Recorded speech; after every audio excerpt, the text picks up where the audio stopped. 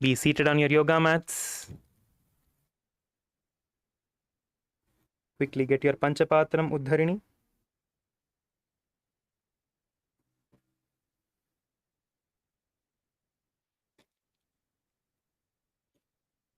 Just one more minute. We have just one more minute. Please be seated quickly.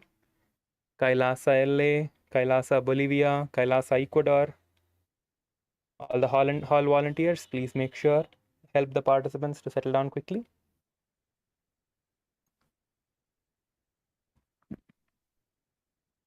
Let us get ready to begin the intense Tritiya Vinyasa Krama Yoga,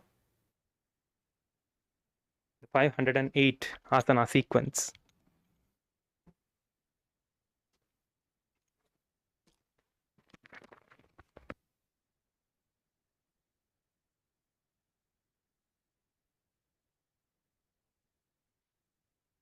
Let us now begin with the Sadguru Vandanam. Please sit straight with your head, neck and spine in a straight line. Keep your hands in the Atmanjali Mudra.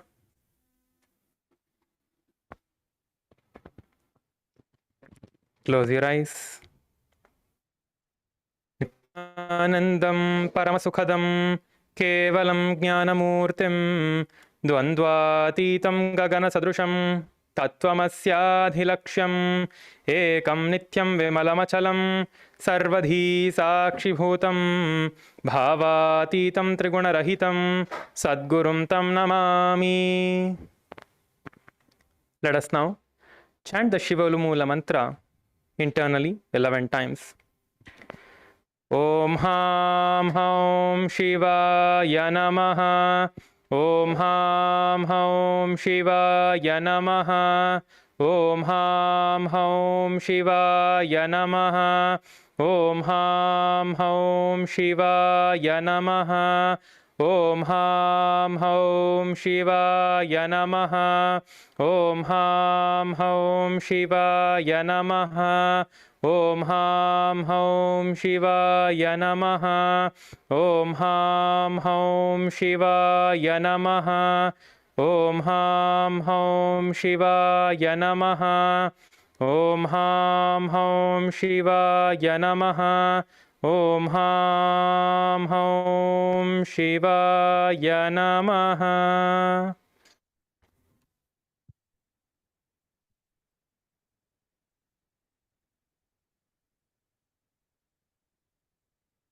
Let us now begin with the Tattvachanam, the ritualistic cleansing.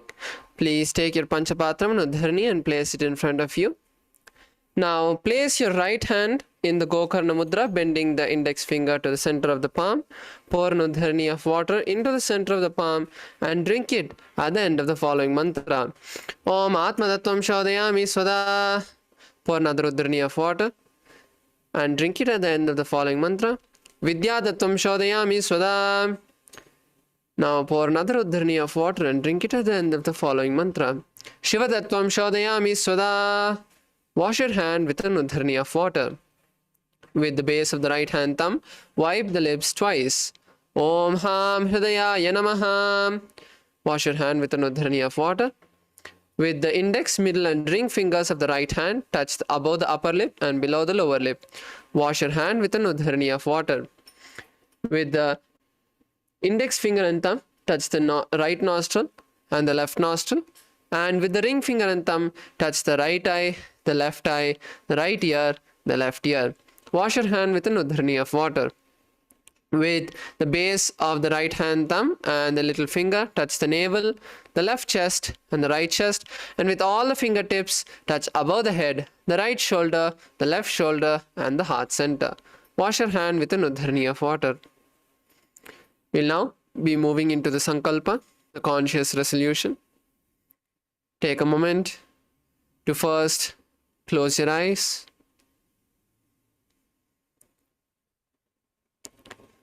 Visualize the perfect body you want to manifest, the breakthroughs you want to achieve,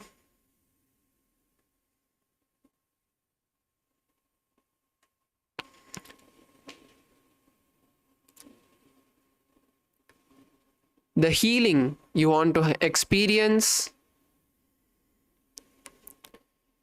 take a moment to in detail visualize yourself already manifesting that. Not that you are going to manifest, but you're already manifest.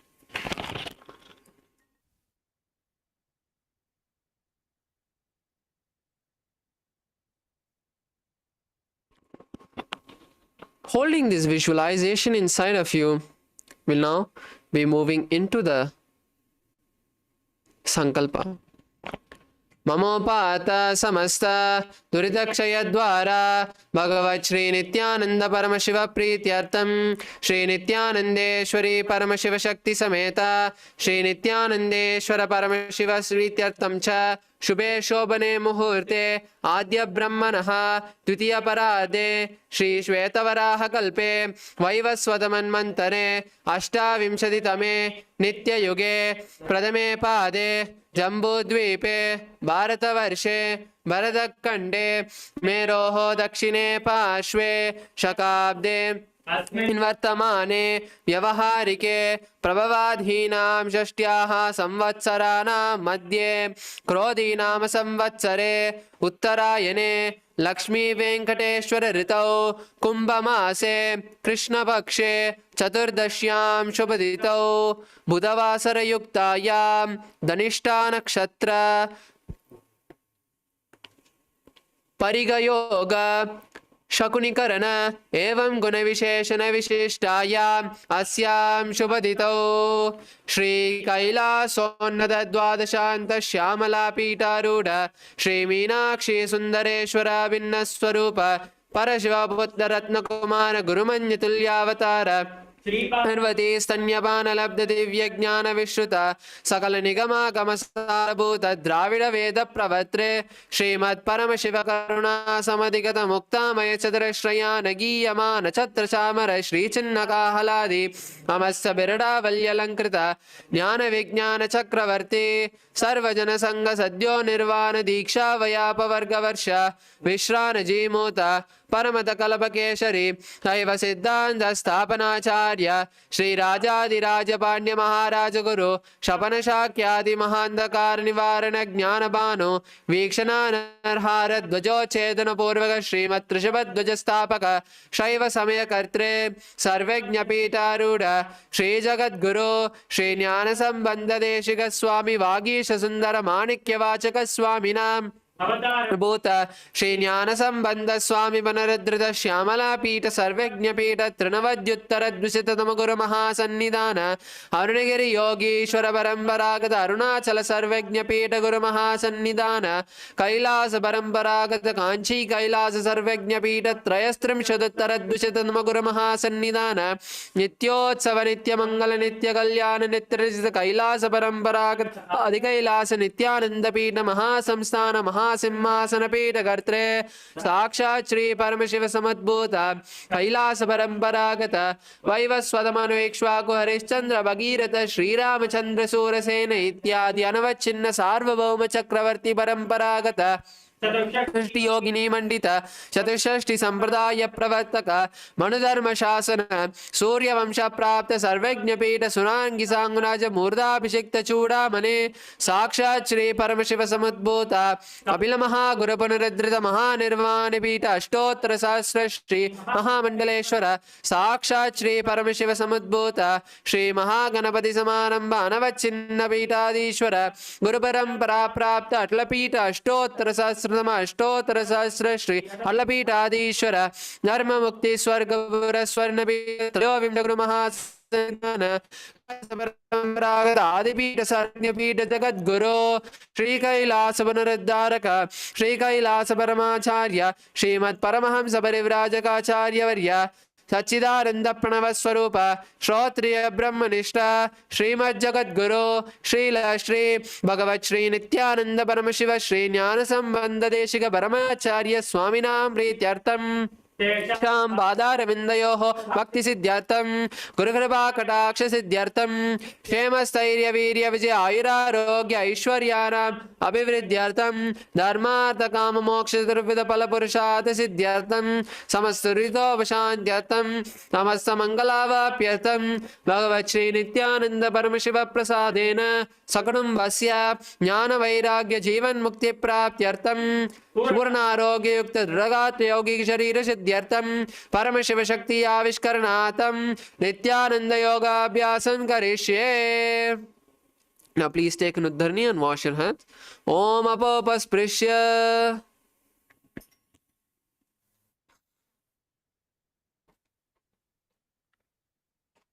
Let us all now get ready to begin the yoga for the day.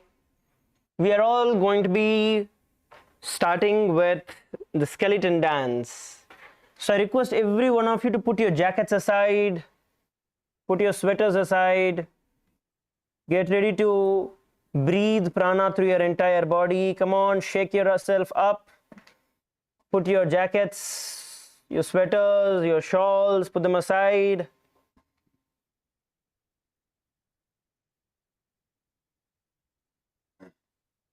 Make sure your phone, your gadgets, your water bottles are not in the way. So you're good and ready to start. Shake your hands, shake your feet.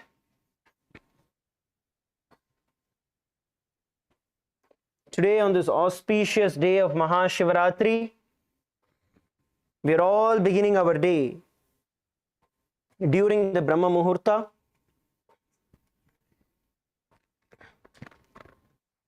Which is in itself a spiritual practice. Let us let the entire prana, the energy of Paramashiva, fill our body. Decide to do the yoga intensely today. Let's now get started with the skeleton dance. Visualize yourself as a skeleton inside yourself and start shaking vigorously. Please begin.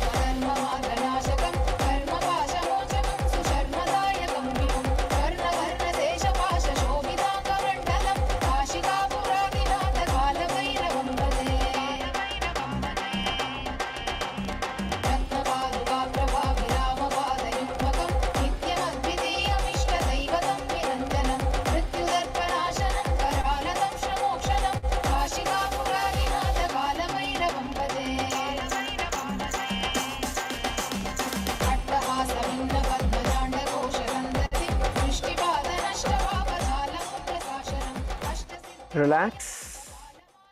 Just stand still.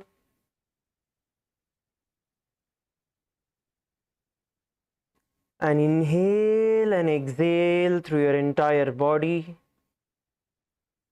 Visualize every pore of your skin. Taking in the breath. Every pore. Inhaling the cosmic energy of Paramashiva.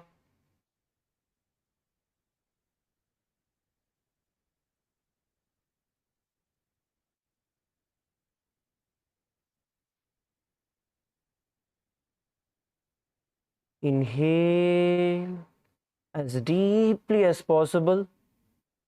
Visualize your breath all the way from your feet.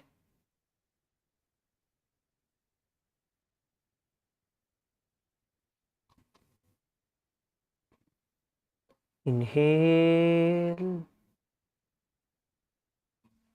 and exhale.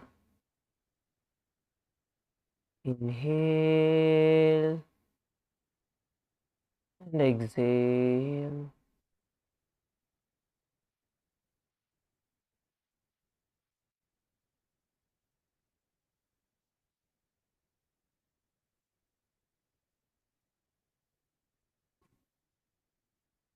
Relax. Please come to a seated position. You can fix your mat. Correct your mat. Come back to a seated position.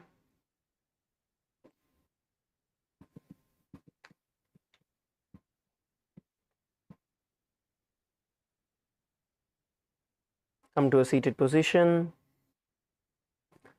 Today marks a new beginning because we are going to be entering into the Tritiya Vinyasa Krama. So let's give us all a big round of applause for completing the Prathama Vinyasa Krama and the Dvitiya Vinyasa Krama. So from today we are going to be entering into the Tritiya Vinyasa Krama, which is going to focus a lot more on the subtle components of the yoga. So we're going to bring in a lot of focus with regards to the pranayama, with regards to the visualization, the bandhas, the mudras. That is where our focus is going to be. And by now, all of you, whenever I tell relax, right, you should automatically sit down with your back straight, head, neck and spine in a straight line. So that should become your default relaxed position. Okay? And you should focus on bringing your feet into Padmasana. Whenever we say in a relaxed position, your visualization of relaxation should be Padmasana with back straight. Okay, so let's visualize it continuously so we make that a reality. All right, good. Now let us enter into the asana, the first asana for the day, which is Savriti Asana. In Savriti Asana, keep the right foot pressed on the perineum and the left foot on top. So right foot under the perineum and left foot on top of the thigh. Now place your hands on the knees, sit straight with your head, neck and spine in a straight line. Bring your gaze towards the third eye. Now you're going to lock both your eyes into the third eye. Lock both your eyes up and in into your third eye. You're going to visualize Lord Surya in your inner space.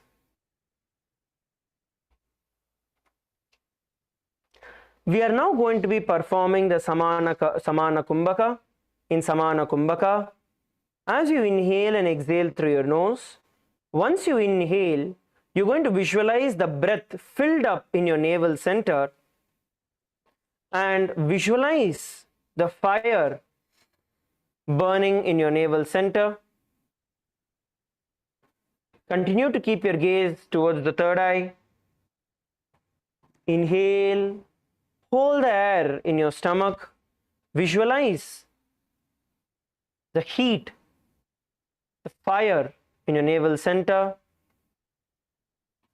And the internal japa, Om Nityananda Paramashivoham. परिमूल द्वारिटे की बैसे डावा पग की येड़ी जीमनो पग मोड़ी पगथली की माहिली core योनिस्थान का ठीराशे. Now, let's perform the Vajrasana too. Being seated in the same position, we are now going to be performing the Uddiyana Bandha. So, we're going to inhale and then exhale fully, and then pull your stomach in and up into your diaphragm. Pull your stomach in and up. Hold as long as possible. And exhale. Along with this, we are going to be performing the Samana Kumbhaka, which means you're going to inhale, hold the breath, visualize the intense fire in your navel center.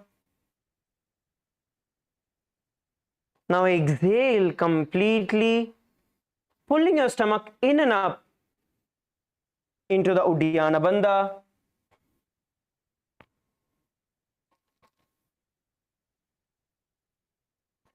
And then relax, inhaling. Repeat this again. Visualize yourself as a weapon of Lord Indra. And the internal japa, Om Nityananda Paramashivoham. सव्येन कन्दं प्रपीड्य चान्यं पादं तु लिङ्गोपरि निक्षिपेत् च वज्रं सदा प्राणजये च सिद्धं ग्रीवातनुमस्तकमस्तशस्तम्. Relax. The next asana we are going to be performing is going to be the Siddhasana too.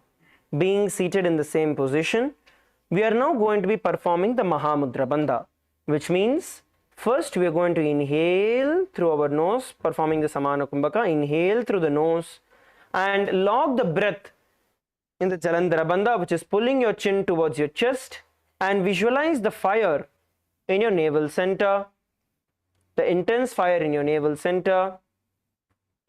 Exhale and pull your stomach in and up into the Uddiyana Bandha. Pull your stomach in and up into the Uddiyana Bandha. Bring your gaze towards the third eye. Bring your gaze to the third eye. And relax. Let's repeat this once again. Inhale with both your nostrils. Fill your navel with air. Lock your chin to the chest in the Jalandhara Bandha.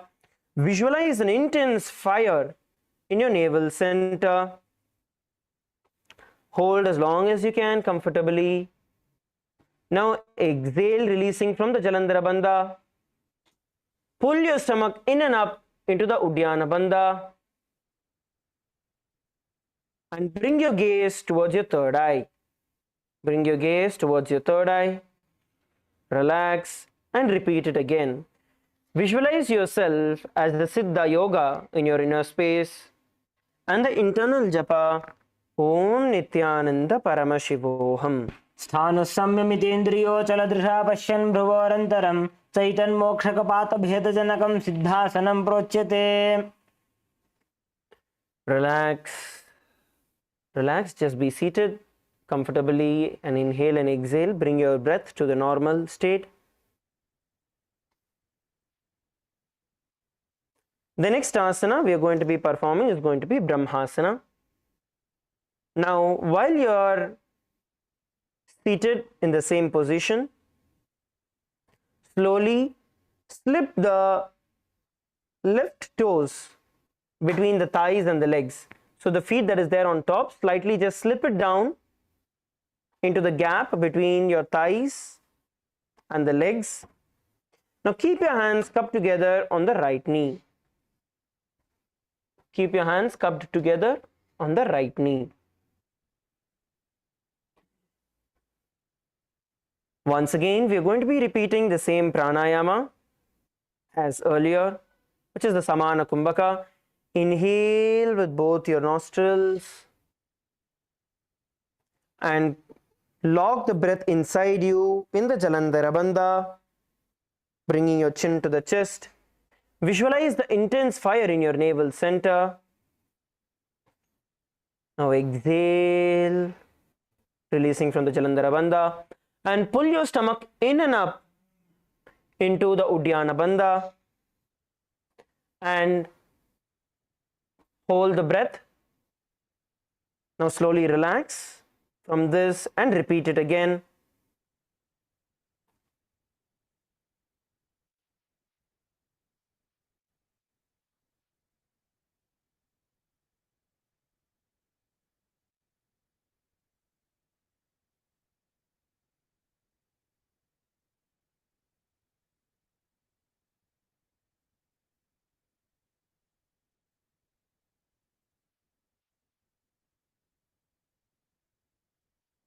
Now visualize Lord Brahma in your inner space and the internal japa Om Nityananda Paramashivoham. पाद्मं ब्रह्मं स्तता सैद्धं स्वस्तिकं वज्रमासनं भद्रगोणं भद्रपीठं मूलबन्धं तथैव च. Relax, bring your breath to normal.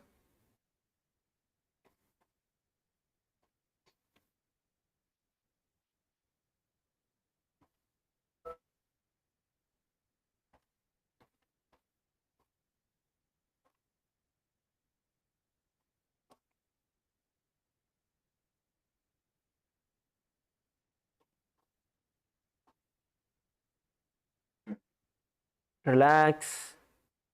Let us now enter into the next asana. See, if you actually perform the kumbhakas, your whole body will become so much more active. In fact, if we sweat, I'm just giving an analogy here. After doing, let's say, 10 asanas, if you sweat, if you perform the kumbhaka, even though we are just sitting in one position, if you intensely perform the kumbhaka, the same effect you will have without any physical movement. The same amount of breath, the same amount of heat, sweat, all of that will be coming in. How many of you are understanding this? The pranayamas are very powerful. So focus and bring your awareness to the pranayama. This is where the real yoga actually starts. This is where the real yoga starts, because we are entering into the subtle components. So don't take it light. Oh, okay, I'm just breathing.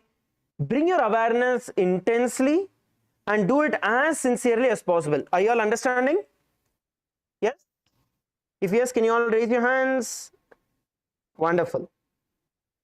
Let's continue to the next asana. The next asana is going to be Muktasana 2. In Muktasana 2, once again, you're going to now slip your feet back up, placing it onto the thigh. Just slip it slightly back up, pull it out and place it back on the thigh. Keep your hands on top of your knees. Sit in a relaxed way. And now you're going to bring your awareness to your right ear. Please listen carefully. Bring your awareness to your right ear. To your right ear.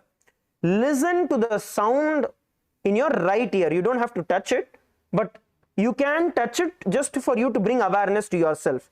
You're going to bring awareness to the sound you are hearing in your right ear.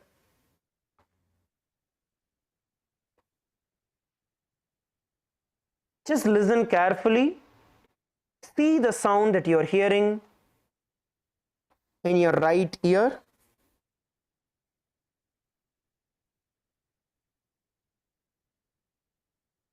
In absolute silence, bring awareness and see what are all the minute sounds you're able to hear through your right ear. We're going to be in silence just for a few seconds.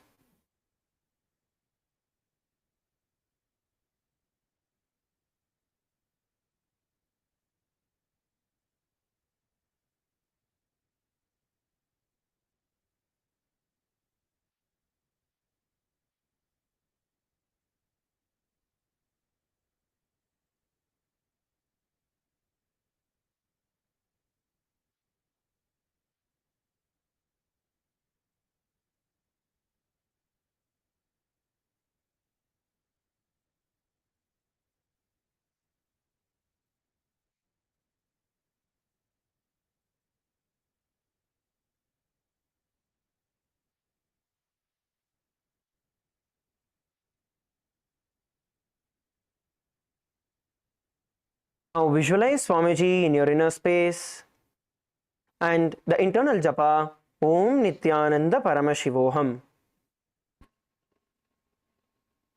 मुक्तासने स्थितो योगी मुद्रां सन्धाय शाम्भवीं शृणुयात् दक्षिणे कर्णे नादमन्तस्थमेकधीः. Relax. Please relax. How many of you were able to bring awareness to your right ear? How many of you were able to hear precisely on the right side? You were able to bring your awareness. Yes, wonderful. You're all doing a good job. How many of you found it a little difficult to hear on the right side? Like you were not able to bring your concentration to hear what exactly is the sound on the right side? Can you raise your hands? Everyone. Okay, basically everyone did it.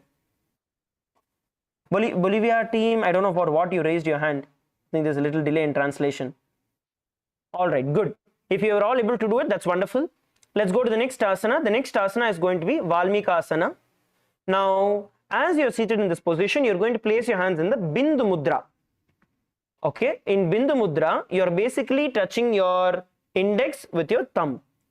Your index with your thumb, and place the hands on top of your knees. Place your hands on top of the knees in Bindu Mudra, palms facing towards the sky.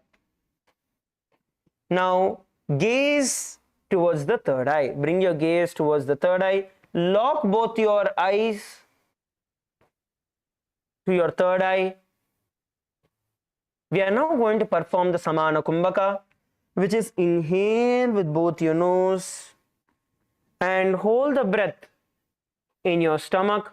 Visualize intense heat in your stomach and that heat radiating through your entire body, and then exhale and repeat it again.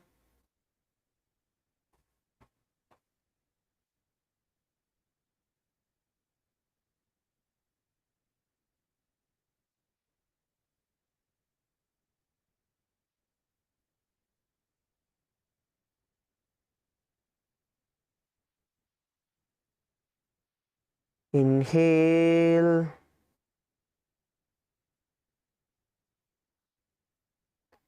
and hold the breath. Visualize intense heat in your stomach and exhale. Visualize yourself as Sage Valmiki, who is a great author of Sri Ramayana. Have the internal japa Om Nityananda Paramashivoham. बेसिकरिडावा पगगी पगथली येड़ी बारिला फना दिशि मोड़ी जीमनी पाशती लगावे जीमन पगकी येड़ी by नली. Relax. Now let's enter into the Dvishirasana. In Dvishirasana, as you continue to be seated in the same position, you're going to be placing your hands on top of your knees, palms facing the knees. Now raise your left shoulder to the height of your head. Raise your left shoulder towards the height of your head, making it look like you have another head. Dvishirasana literally means two-headed. So raise your left shoulder where it looks that you have two heads. Hold the position. Visualize yourself as Paramashiva with multiple heads in your inner space. And the internal japa Om Nityananda Paramashivoham. स्कन्धशिरः पर्यन्तं नीत्वा स्थातव्यं द्विशीर्षं भवति. Relax. The next asana we are going to be performing is Dvishirasana on the other side.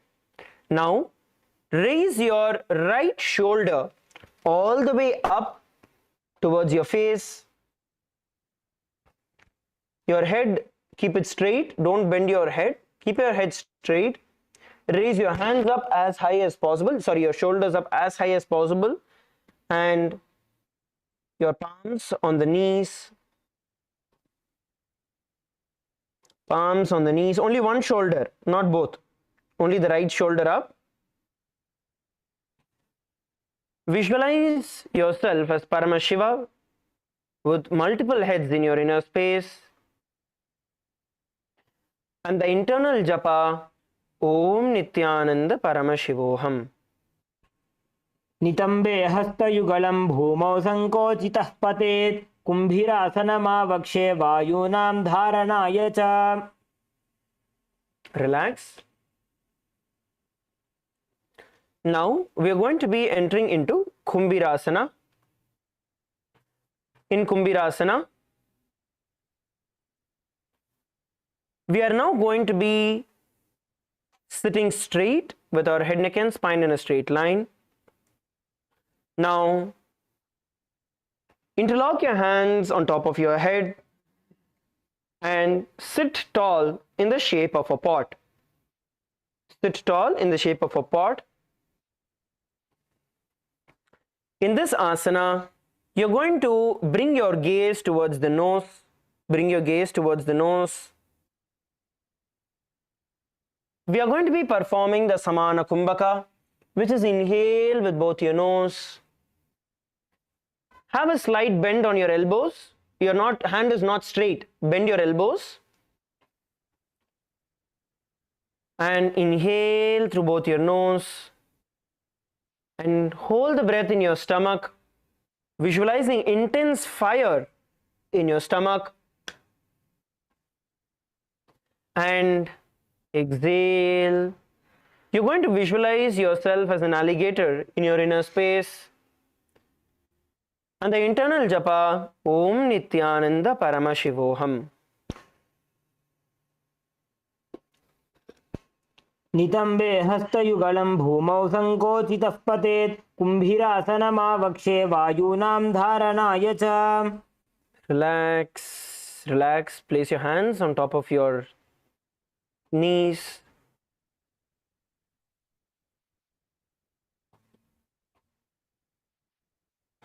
Let us now enter into Chakrasana. In Chakrasana, place the thighs on top of both the heels. So cross your feet. Place the thighs on top of both the heels.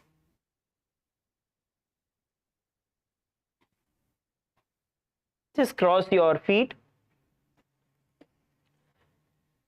Cross your feet, placing both the thighs on top of your heels. Now sit straight, bring your gaze to the nose.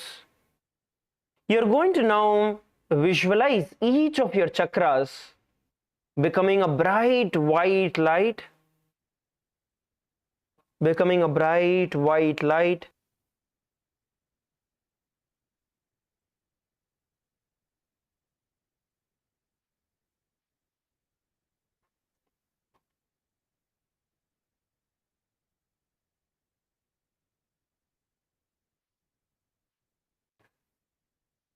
See each of your chakras starting with the Mooladhara chakra at the base of your spine, exuding intense bright light.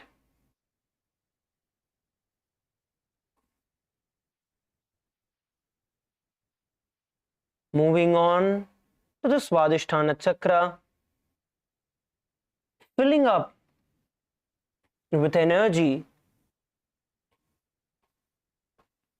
Then the Manipuraka chakra at your navel center, lighting up with intense energy. Your Anahata chakra, your heart center, filling with intense light. Your Vishuddhi chakra, the throat center, emanating and exuding bright light. Your Ajna chakra, the third eye, see it expressing intense light. And your Sahasrara chakra, the crown center, overflowing with the intense energy. The internal japa, Om Nityananda Paramashivoham. सव्योरुदक्षिणे गुल्फे दक्षिणं दक्षिणेतरे निदध्यादृजुकायास्तु चक्रासनमिदं मतम्. Relax. Good. Now let's enter into the next asana, which is going to be swastikasana. Being seated in the same position. Now the visualization that you're going to bring inside you is swastika. Visualize yourself as the embodiment of peace, well-being, good fortune and prosperity. In swastikasana 2, place your palms on your knees, palms facing downward on your knees. Some of you have your hands clenched in front of you, place it on knees. Now bring your gaze to the nose, visualizing yourself as the embodiment of peace and good fortune. The internal japa, Om Nityananda Paramashivoham. जानोर्वोरन्तरे सम्यक् दृष्ट्वा पादतले उभे समकाय सुखासीन स्वस्तिकं तत्प्रचक्षते अनेन विधिना योगी मारुतं साधयेत् सुधीः देहे न क्रमते व्याधिस्तस्य वायुश्च सिद्ध्यति. Now relax. Now interlock both your fingers in the same position in front of your heart. Interlock both your fingers in front of your heart. We are going to be performing the swastikasana 3 with the continued visualization of you embodying peace, well-being and good fortune. Visualize swastika in your inner space and the internal japa, Om Nityananda Paramashivoham. जानोर्वोरन्तरे कृत्वा योगी पादतले उभे ऋजुकाय समासीन स्वस्तिकं तत्प्रचक्षते. Now we are going to be performing the Virasana 2. Now place the right foot between the thigh and the calf. Right foot between the thigh and the calf, and the left foot on top of the opposite thigh. Left foot on top of the opposite thigh. The best way, the easy way to make sure that you're doing it is stretch your feet out whenever you have to do. Stretch your feet out. Now bring your right foot between your thigh and calf. Between your thigh and calf. Next, place the left foot on the opposite thigh. Place the left foot on the opposite thigh. Now place your hands on top of your knees, palms facing downward. Bring your gaze towards the nose. Bring your gaze to the nose. Now listen carefully to the visualization. You're going to visualize yourself as the embodiment of bravery and courage. Visualize yourself as a courageous person, as the embodiment of courage in your inner space.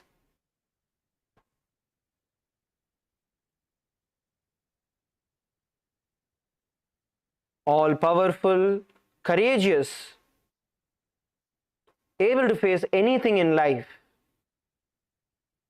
Have the internal japa, Om Nityananda Paramashivoham.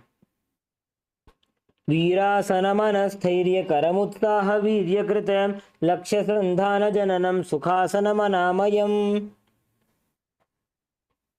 Let's now enter into the Siddhi Haratali Asana. Now sit, bring the heels together at the perineum. Bring the heels together at the perineum. Keep the toes slightly apart. Toes slightly apart. With your knees nice and wide. Interlace your fingers around your feet. Interlace your fingers around the feet. Make sure that your toes are slightly apart. Now, bring your gaze towards your nose.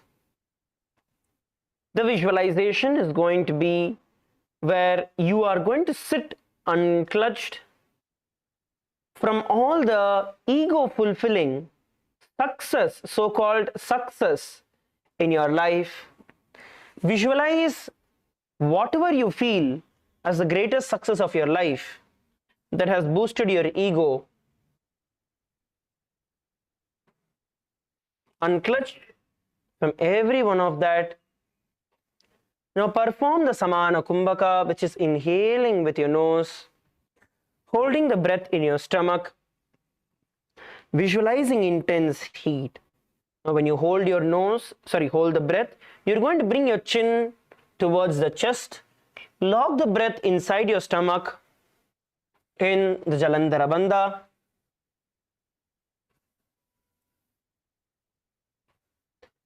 And then exhale slowly and repeat the Samana Kumbhaka once again. Inhale and lock the breath in the Jalandhara Bandha. Visualize intense heat in your stomach. And then exhale. Have the internal japa Om Nityananda Paramashivoham. अगतले संपुट करी अगोलिया को संपुट करे माही नूलो राणे दोवो हाथ के कागसी करे. Now, continuing to be seated in the same position, we are going to be moving into Bhadrasana 3. In Bhadrasana 3, we are going to be entering into the Mahamudra Bandha, which means as we perform the Samana Kumbhaka, which is inhaling through our nose, once you fill your stomach with the breath, you're going to lock your breath in the Jalandhara Bandha, which is bringing your chin to the throat. Visualize intense heat and fire in your stomach, your navel center, the Jataragni getting awakened. And then exhale, releasing from the Jalandhara Bandha. And once you exhale completely, pull your stomach in and up into the Uddiyana Bandha. Pull your stomach in and up into the Uddiyana Bandha. Hold as long as you can and relax. Repeat it once again.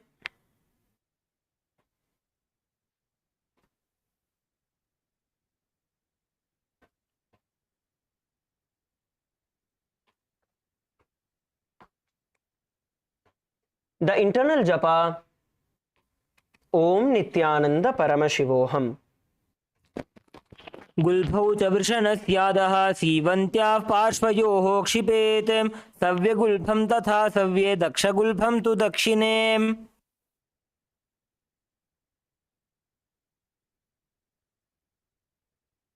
So we now moving to the next asana, which is Yoga Narasimhasana. So in Yoga Narasimhasana, we are going to be sitting with the feet. So let's all bring the slowly bring the knees back together. Slowly bring your knees back together and keep your knees bent. Yes. Yes. So let's all bring our knees back together. Now, once you come to this position, you're going to cross your legs. So whichever side, that is fine. So cross your leg. So cross your leg.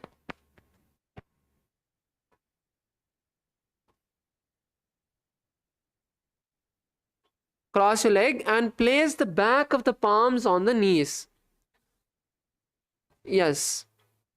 Place the back of the palms on the knees. And close your eyes and bring the visualization of Lord Narasimha. Lord Narasimha is the form of Lord Vishnu, where he is half lion and half human. Take a moment to bring that visualization inside of you and lock your gaze at the tip of the nose. Now, you are also going to stick your tongue out and exhale forcefully. So inhale, hold the breath in the Samana Kumbhaka, and when you exhale, open your mouth and exhale forcefully with the tongue sticking out.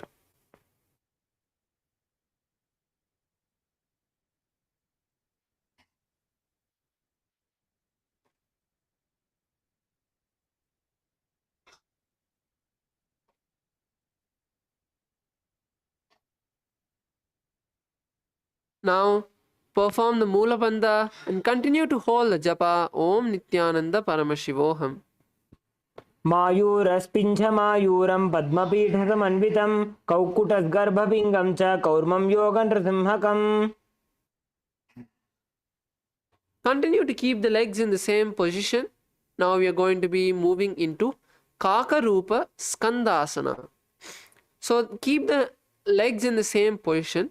You can just roll your hands backward and place the palms on the respective knees.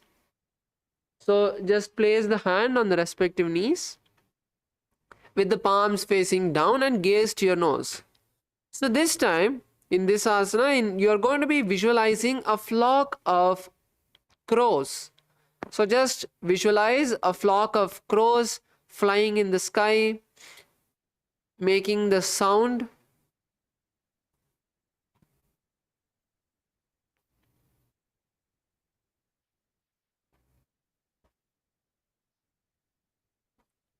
Once again in this asana, fix the gaze to the tip of the nose and continue to perform the Samana Kumbhaka.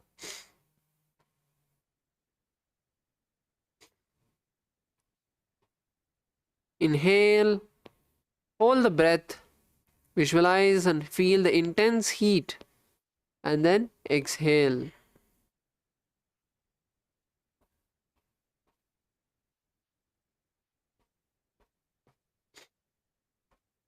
Perform the Mula Bandha, tightening the perineum.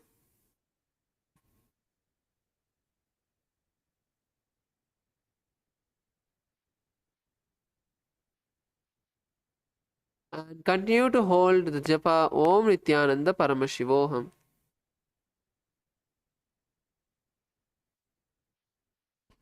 अथ वक्षे काकरूपस्कन्धासनमुत्तमं कलिपापात् प्रमुच्येत वायवीं वशमानयेत् निजपादद्वयं बद्ध्वा स्कन्धदेशे च साधकः नित्यमेतत्पदद्वन्द्वं भूमौ पुष्टिकरद्वयम्.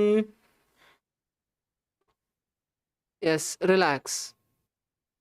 Now we move into Utkatikasana. So in Utkatikasana, you're going to keep your feet together, bring the knees together, come to a squatting position with on your feet, and you're going to place the hands between the thighs and the chest.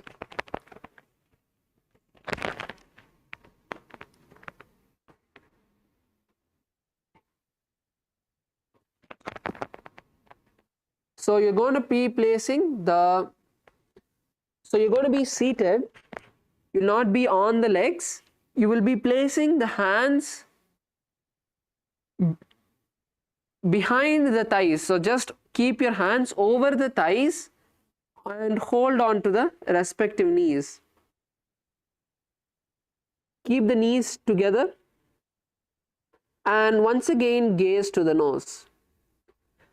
From this asana, we are going to be starting the Ujjayi Kumbhaka. The Ujjayi Kumbhaka is where with your mouth, you are going to slowly draw the air as much as you can.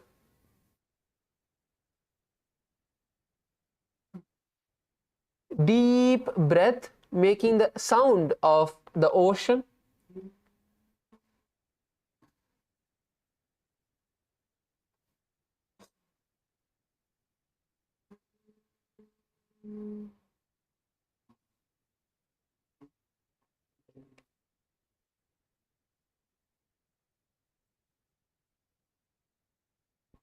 So inhale as deeply as you can through the mouth and then exhale through the nostrils.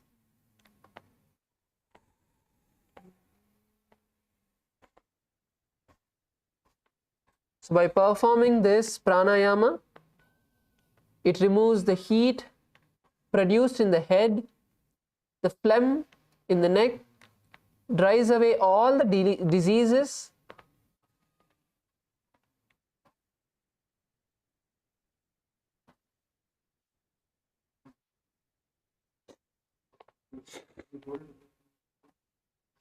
the Shastra Pramana does not say.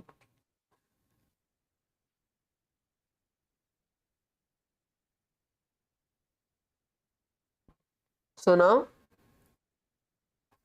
gaze at the tip of the nose, lock the eyes once again at the tip of the nose, and visualize Swamiji in your inner space.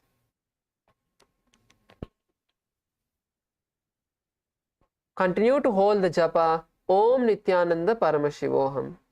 श्लिष्टर्गुलिश्लिष्टगुल्फौ भूश्लिष्टोरुप्रसारयेत् यत्रोपविश्य पादौ तद्दण्डासनमुदीरितम्.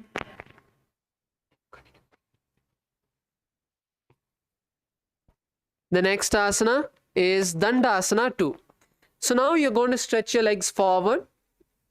Let's all stretch the legs forward and keep the tips of the toes pointed upwards. Keep the ankles, the knees, the thighs, your feet, everything together, nice and tight together. And rest the hands on the thighs. Visualize yourself as a stick and keep your back straight. Head, neck and spine in a straight line as well.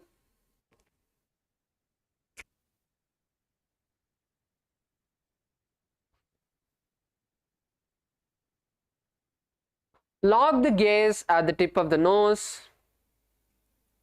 Continue to perform the Ujjayi Kumbhaka. Inhale through the mouth, deeply, making an ocean-like sound, and then slowly exhale through the nostrils.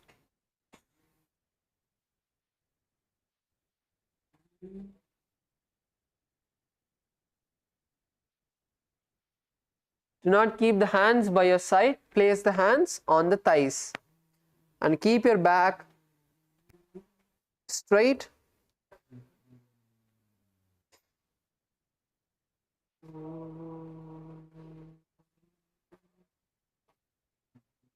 Lock the gaze at the tip of the nose and continue to hold the visualization and the japa of Om Nityananda Paramashivoham in your throat center.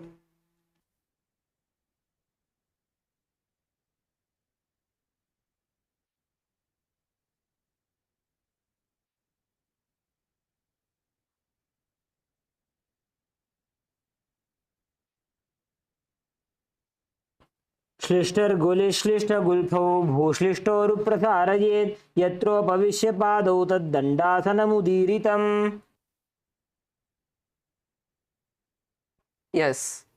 Now, from this asana, we are going to all raise our hands up into the air and lower the body completely from the hips all the way down into Tadaka Mudrasana. Lower your body as low as possible, bringing the forehead onto the feet. And as we have seen in previous asanas, we are not trying to bring the forehead to the knees. We are trying to push the hips as forward as possible. Try to bring the forehead to the heels. So that is what you're trying. You're trying to push your body as forward as possible, bringing the entire from the stomach to the chest to the forehead, all of them onto the feet, onto the legs. Gaze to your nose during this asana and also try to do the Uddiyana Bandha, which is pulling the stomach in and up. And when you pull the stomach in and up, this will even help you to go further down. So Inhale through the Ujjayi Kumbhaka, through the mouth. Take a deep breath and then exhale. Pull the stomach in and up quickly and lower the body as much down as possible. And stay there. Hold on to your calves or toes. And if you're able to do this, make a light gap between the feet, between the legs, and lower the forehead even to the ground if you can. Let's all take a few minutes to perform this Tadaka Mudrasana. Visualize yourself that you have become a water tank, just water.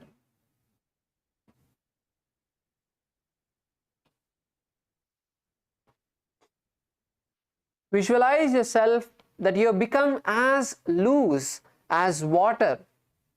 So water is not rigid like solid, it just flows.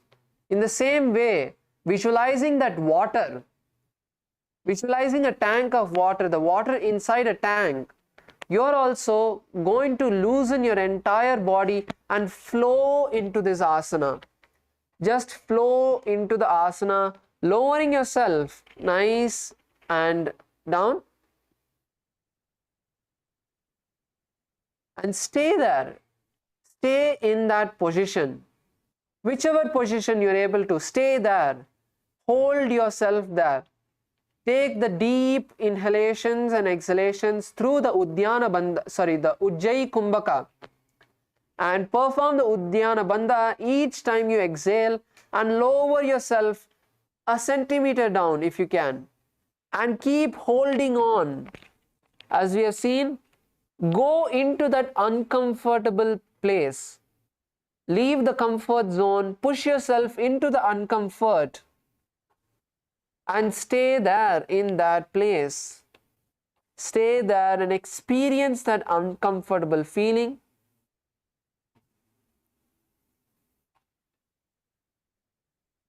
Hold yourself there and relax. Visualize the water. Visualize yourself as just flowing.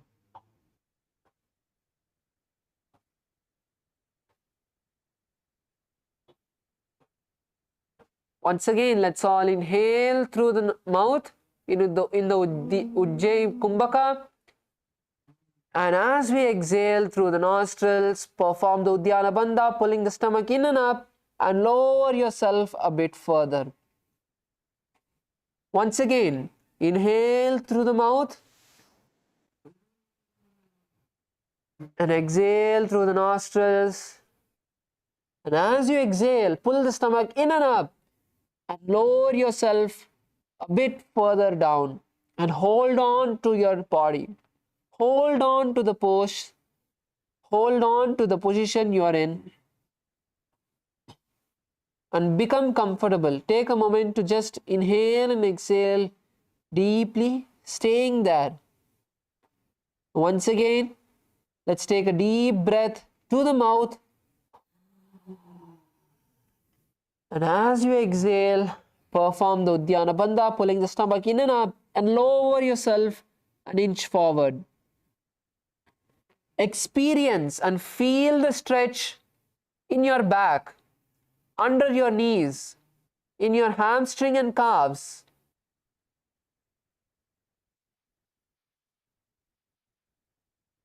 Experience your body stretching,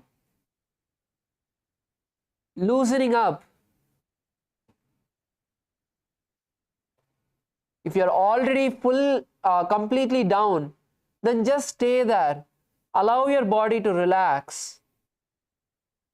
Feel the stretch. Experience the stretch. Enjoy the stretch and your body. And in this asana, continue to hold the japa Om Nityananda Paramashivoham.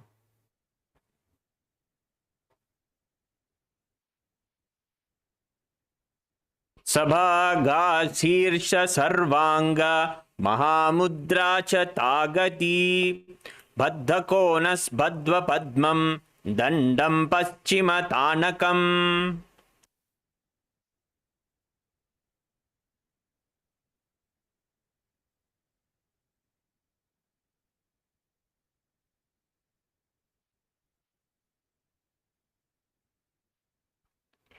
Now we are going to be moving into another interesting asana.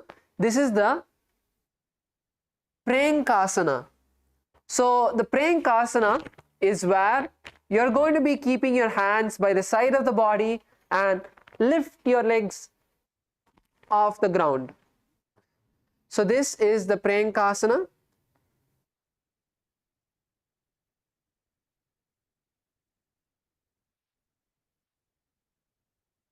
So now we are going to be showing you how to perform this asana, the various steps that we can take to achieve this position. So the first thing all of us need to do in this asana is bringing our hands as close to us as possible. So you want to bring your hands as close to your body as possible. As we've seen in the various other asanas where we are lifting our body off, we are going to use the support and the grip of our hands and lift and stay there. To hold our body, we are going to be using the side and this tightening of our body to stay there. So bring your hands as close to you as possible, and you do not want to keep your hands here. As you can see how Maharaj is keeping his hands forward. It's in front of his buttocks. So near the thighs is where we want to keep, not behind us. Okay, so the center of the gravity of your body during this asana, you want to bring it as forward as possible because your legs are stretched in front. So let's all first get into this position. We are going to do this asana together. So once you have got into this position with your legs stretched, hands nice and close, tucked into your body, you can even place your fingers, some of your fingers even under the thighs. So placing your hands nice and wide as well. You want to keep your hands nice and wide as well to get as much grip as possible. And inside your legs, then you want to first lift the buttocks off the mat. So before you bring the legs up, you first want to lift the buttocks off the mat. So once you lift your buttocks off the mat, slowly you're going to lean backward. So you're going to slowly lean backward and then lift the legs off the ground. So you can lift one leg at a time. And first step is lifting the buttocks off the ground. So do not just see, oh, I'm not able to lift my legs and come back down. Stay there. You want to strengthen your hands and shoulders and your abdomen to lift your body. So you are going to be first lifting the buttocks off the ground. Once you lift your buttocks off the ground, if you're able to stay there, then spend a minute to try and lift one leg at a time. So lift one leg at a time, but do not come down. You can take a quick breather, quick break, relax the shoulders for a few seconds and come back up. Do not take long breaks. Just focus on trying to stay in this position as much as possible. You may be feeling some burning sensation. Your hands might be shaking. That's fine. That is your muscles strengthening up. Okay, so once you get into this position, you are going to try and lift one leg at a time. So lift one leg, stay there, feel the muscles tightening, getting engaged, and then you can lower the leg back and then lift the opposite leg. So once you feel, okay, this is how the asana is, then you can lean slowly backward. Lean slowly backward and lift both the legs off the mat. Just sitting and lifting your legs won't give you the same effect. You need to be off the mat. You need to be off the mat and lift the legs to experience that complete feeling. Okay, so let's all take a minute to try this asana. Come on, Kailasa, Bolivia.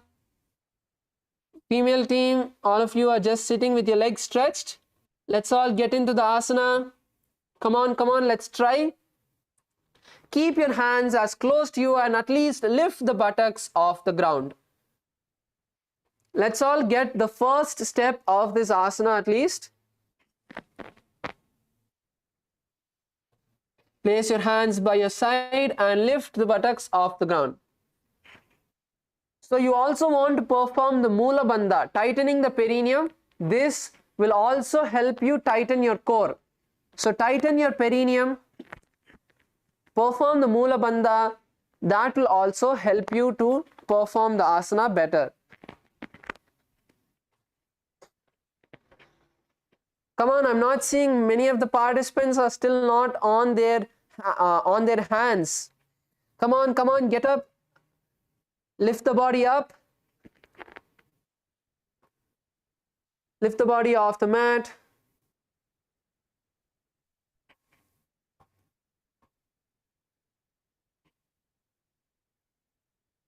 Yes, Kailasa, Ikaror, Paramayogaya, Antonaya, come on, get into the position. Stay there as long as you can. We are going to be spending another minute to just stay there in the asana.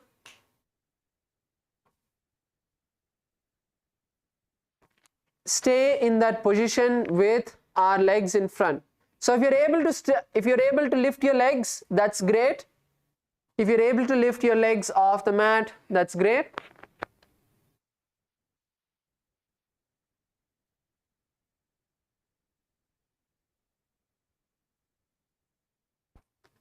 So stay here, and when you need a break, slowly relax the body. Once you're done, once you're ready again, then raise up and stay there. Stay on the shoulders. Stay on the hands with your butt off the ground. Feel all of the muscles in your shoulders, in your hands, tightening and balancing your body. Bringing that connection with each of the part of your body will help you to control the lifting up. So let's all do this once together. So all of you come down, keep your legs straight, keep your hands by your side, tighten yourself, and 3, 2, 1, lift yourself up as much as you can. If you can, lift your legs off, lift your legs off. Even for a few seconds, you can just kick your legs up, but do not come down. Do not place your butt on the ground. Come on, we just have a few more seconds. Let's all stay in this position. Stay in this position and continue to have the japa Om Nityananda Paramashivoham in your inner space. Prenkavat sthitva padagre mastake parinitva prishtabhage bhumam nidhayatishtet.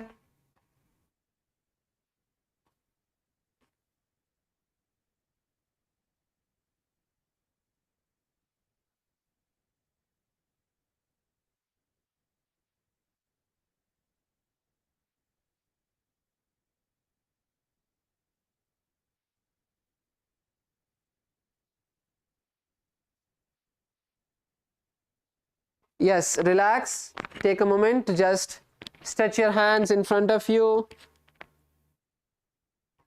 Relax your wrists and shoulders. So as we perform these asanas, we are strengthening each part of our body to be able to do it much better the next time. Okay, so just rotate your wrists in clockwise, anti-clockwise. Pull your fingers, open your palms up, pull the fingers backward, bend your hands down. Just roll your shoulders. Yes. So now we are going to be moving into the next level of this asana. So the next level of this asana is Prankasana 2. So In this asana, what we are going to be doing is you're going to be placing the hands in the same way how we did, and this time you're going to be kicking your legs as high as possible. So kick your legs as high as possible and lift your body as high as possible. So you can do one leg at a time, you can do both legs, you can keep one leg in the ground and do, or you can do with both the legs, kick both your legs off the ground. So simultaneously kick both the legs off the ground as much as you can, as high as you can. Yes. Yes, Kailasa, Bolivia. Kailasa, Ecuador, come on. Antoinaya, Paramayogaya. Try, kick your legs as high as you can. If you're able to bring your leg all the way up, then that is great. If you're even able to bring it in front of you, that's great. So first you can try, by keeping your leg down and then lifting one leg at a time. And once you get the momentum and the feel of how the asana is going to be, then you can kick your legs up. Kick your legs as much as possible. Continue to perform the Mula Bandha and visualize yourself as a rocking cradle moving back and forth. Prenkavattishtet padagre mastake parinitva prishtavage bhumam nidayatishtet. Relax, relax. Now bring the knees to your chest and wrap your hands around the knees. Keep the feet flat. Take a moment in this asana to just catch your breath. So you're going to keep your heels as close to the buttocks as possible, crushing yourself, and gaze to the third eye in Yogasana 3. Bring the awareness to your breath and once again start performing the Ujjayi Kumbhaka. Inhale through the mouth and exhale through the nostrils. Visualize Swamiji in your inner space.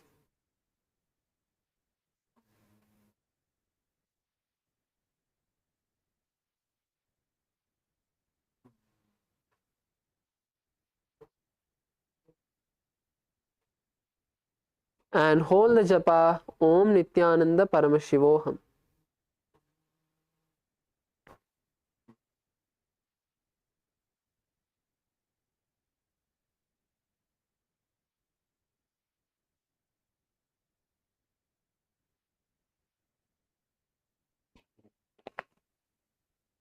पृष्ठे भेदान्वितं पादं तस्य हस्तेन बन्धयेत् अथ योग्यासनं वक्ष्ये यत्कृत्वा योगिरात् भवेत्. Now we move into the next asana, Vrishapati asana. So in Vrishapati asana, we are going to be first performing this on the right side. Okay, so first sit on your right leg. Sit on your right leg and place the left leg over the right leg. And keep the toes facing outward.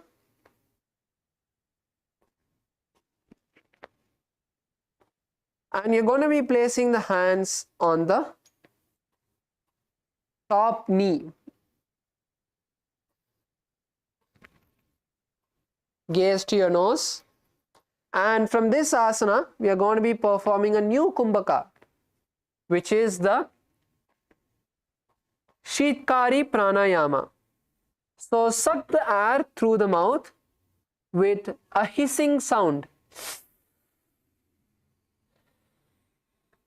So the position of your mouth will be, your tongue will be on the upper palate, your teeth will be clenched. and you will suck the air through the gap of the teeth.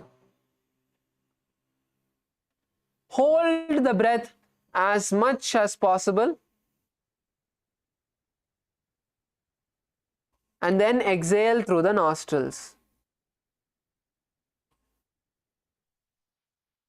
This, as per the Shastra Pramana, tells us that when we perform this, it helps us go beyond sleep and hunger. So it's a very powerful pranayama, the Sitkari Kumbhaka.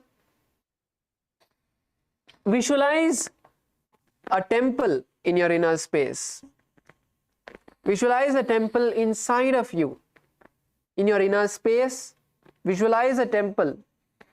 For Paramashiva or for Swamiji, you can have a temple inside of you and fix the gaze at the nostrils, at the nose.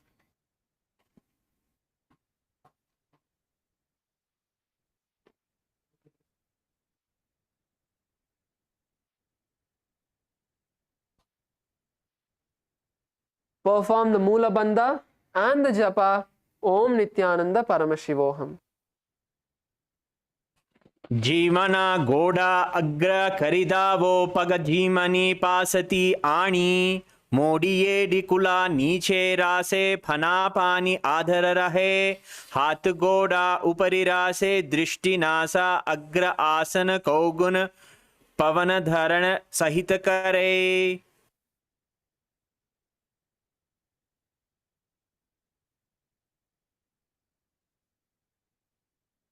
Yes, now the next asana is Dhruvasana.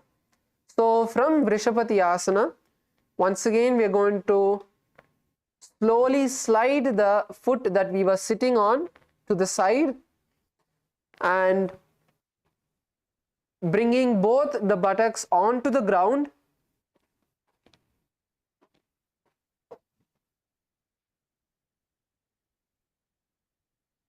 So now there's going to be a specific position in which we are going to be placing our fingers. So with the left hand, we are going to be touching the middle joints of the finger.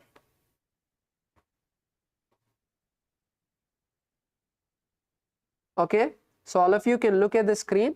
So the middle joints of your finger with your left hand, you're going to be touching the middle joints of the fingers of the right palm. Okay, and rest the hand on the perineum. So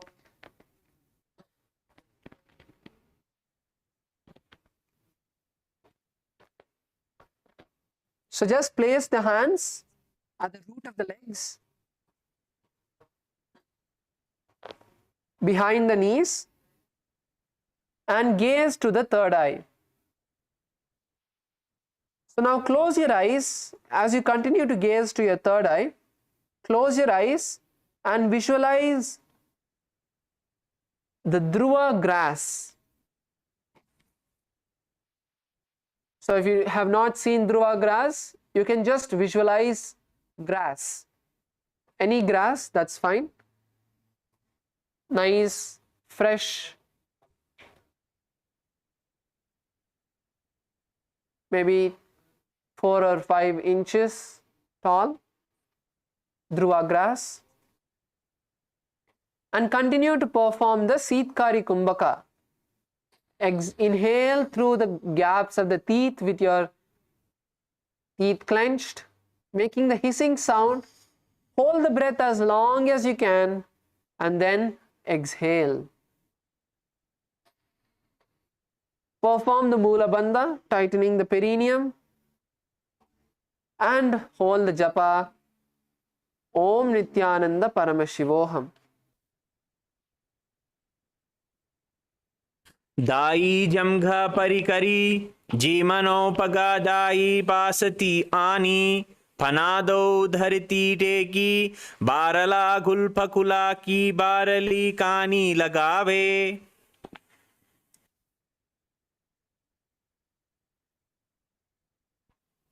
Now we move into the next asana, Sukadevasana. Continue to keep your legs in the same posture.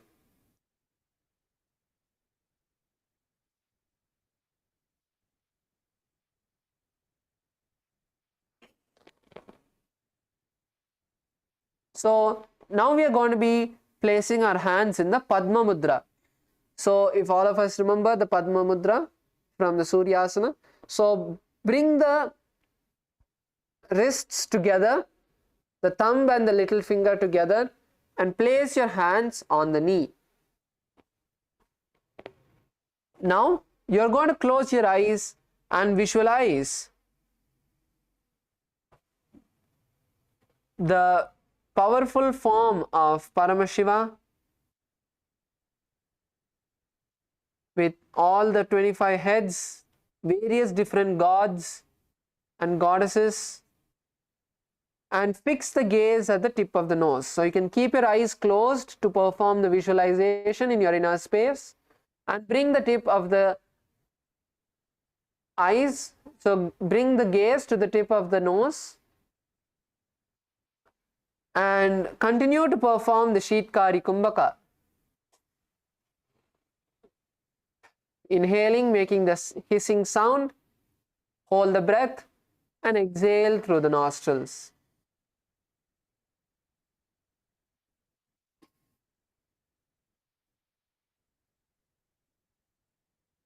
So try to align the knees as much as possible, stacking the knees one on top of the other.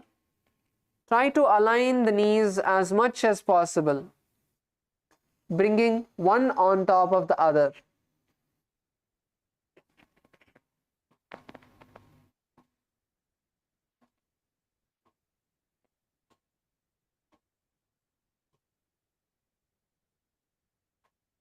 Perform the Moola Bandha and continue to hold the japa Om Nityananda Paramashivoham.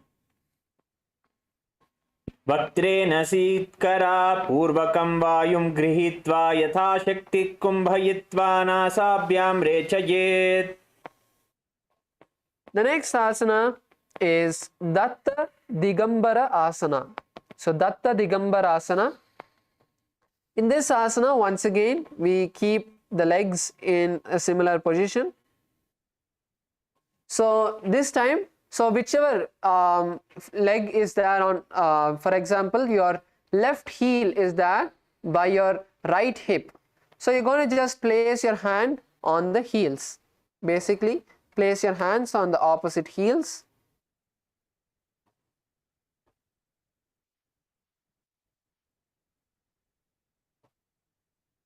And firmly hold your feet. Once again, keep your back, head, neck and spine in a straight line. Do not sit hunched in this asana. Sit with your head, neck and spine in a straight line, shoulders pulled back, and hold firmly onto your feet. Now close your eyes and start visualizing Paramashiva blessing you to move beyond all material needs and desires, and fix the gaze to the third eye. So as you fix the gaze to the third eye, this will help you to bring the power of the visualization stronger inside of you, because when you keep moving the eyes, it again generates thoughts. So by fixing the gaze to a particular point, you are stopping that generation of thoughts, and you can focus that energy to bring more clarity into the visualization you are trying to build inside of you. Continue to perform the Sheetkari Kumbhaka, inhaling through the clenched teeth, holding the breath as long as possible, and exhaling. Perform the Moola Bandha and the japa Om Nityananda Paramashivoham.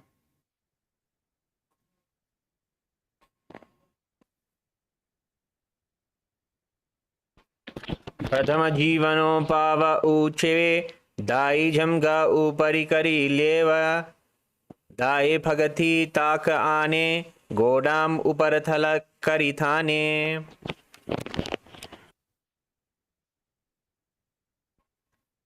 The next asana is Machandrasana 3.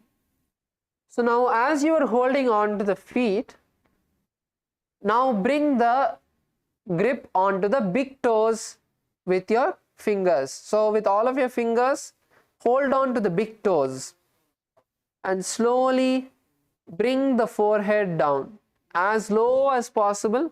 If you're able to touch your knees with your forehead, that's good. You're able to push yourself even further and touch your forehead all the way onto the ground, then that's much better. That is great. But do not lift the butt off the ground. You don't want to lift the butt off the ground. Continue to be seated and bend from the hips. Bend from the hips as low as possible.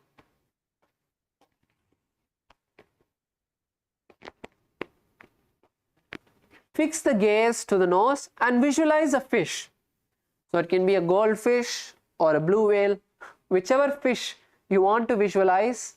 Visualize a fish in your inner space as you are performing this asana.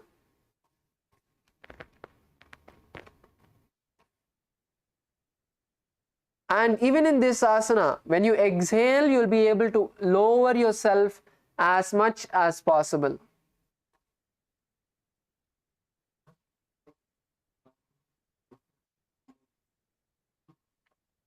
So lower yourself as much as possible.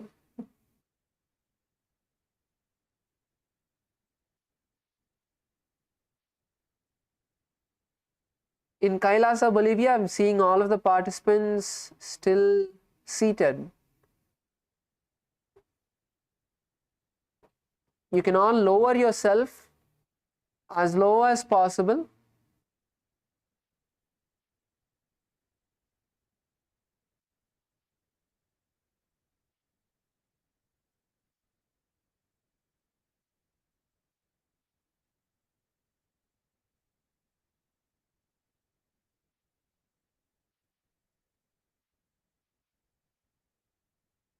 Just lower yourself as much as possible and continue to perform the Moola Bandha and hold the japa Om Nityananda Paramashivoham. Jeemanopagadayi Jangapari Rase Yeli Kari Lagave Davaya Kau Baharo Gulpa Jeemana Gida Ki Mahili Asya Pari Rase Dovu Hatasya Pagaka Agata Pagade Lilat Dharti Lagave. Now slowly rise up, and now we move into the next asana, Gomukhasana 2. So Gomukhasana 2 is where we are going to continue to be seated in the same position, and now we are going to bring our hands behind the back and catch our hands behind the back. So now, for example, if you are placing your right leg on top, then your right hand will also be on top and the left hand will be coming from the bottom. Okay, so this is how we will be performing the asana. So try to catch your hand as back as possible. So bring your hands as close to your body. If you just keep your hands wide, you will not be able to catch your hands. Bring your hand as close as possible. You can even use one hand to pull the opposite hand as deep inside as possible. So with one hand you can hold on and pull this hand as deep as possible. Same way, you can pull your hands, once you're able to hold, pull your hand as low as possible. that is what is going to stretch the entire body over here. So take a minute to try and hold your hands, lock your hands behind and breathe. So open your chest, straighten your back. Only if you open your chest, you're going to be able to hold on to your hands. If you keep your shoulders crouched in the forward, then you're going to lose some of that flexibility, some of that distance that you can cover by opening your chest as wide as possible. So pull the shoulders nice and back. Even if you're able to hold just one finger, that's fine. Stay there. Experience the stretch in your shoulders, in your tricep, in your chest.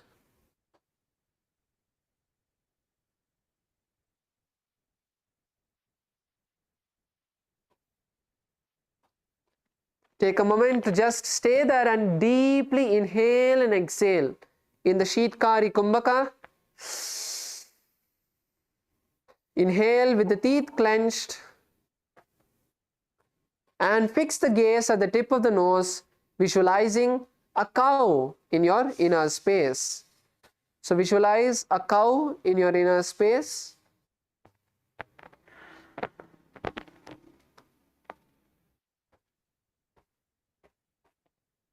Perform the Moola Bandha and the Japa of Om Nityananda Paramashivoham. उत्तानकूर्मपीठैश्च संहस्गारुडमेव च वातायनं गोमुखं च भारद्वाजं त्रिविक्रमम्.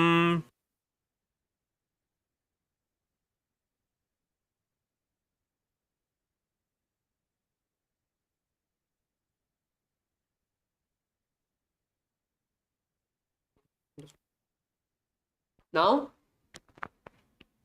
let's all release our legs and come into a lying down position. Keep your hands by your side. We are going to be performing the Shavasana for a few minutes.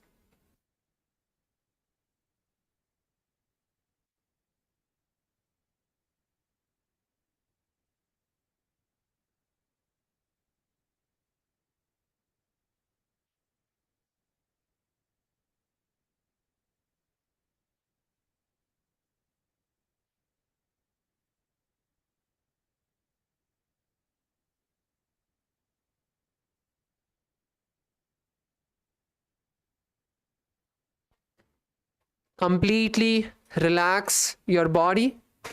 Perform the Shakti Chalana Mudra.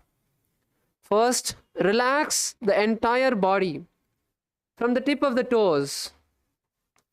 Begin there. The tip of the fingers. Stop all of the micro movements happening.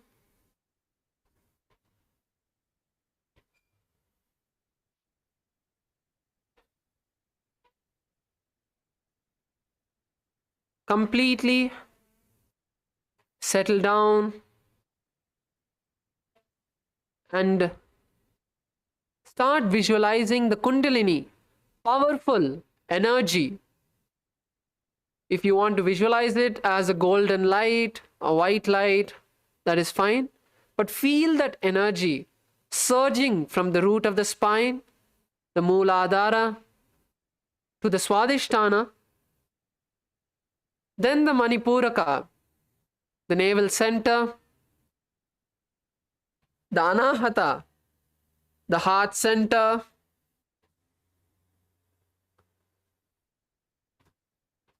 the Vishuddhi, the throat center,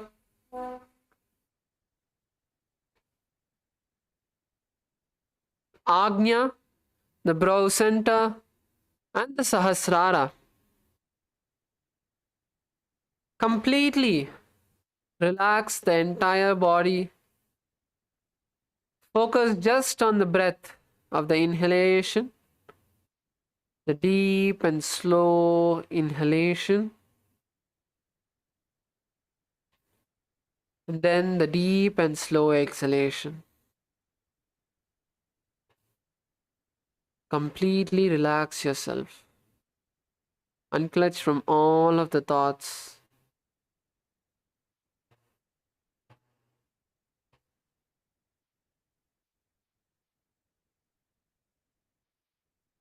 Do not get distracted by any of the sounds near you.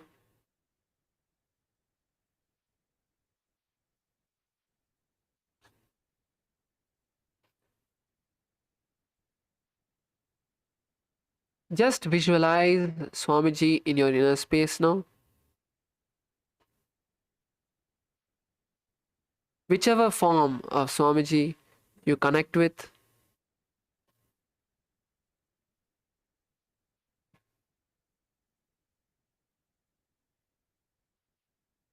whichever picture of Swamiji you cherish inside of you,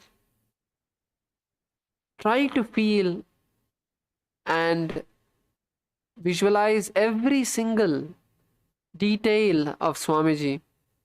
The beautiful smile, the slight curving of the eyes, bringing the eyes like a lotus petal,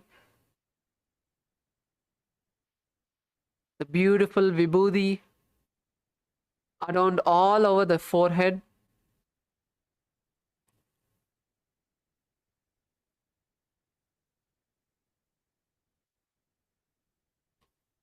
the graceful smile, the twinkle in Swamiji's eyes.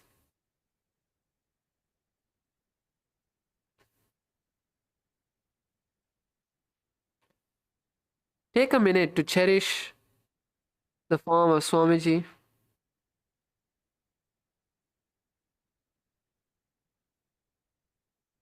Do not get distracted by any of the thoughts. Hold on to the visualization of Swamiji.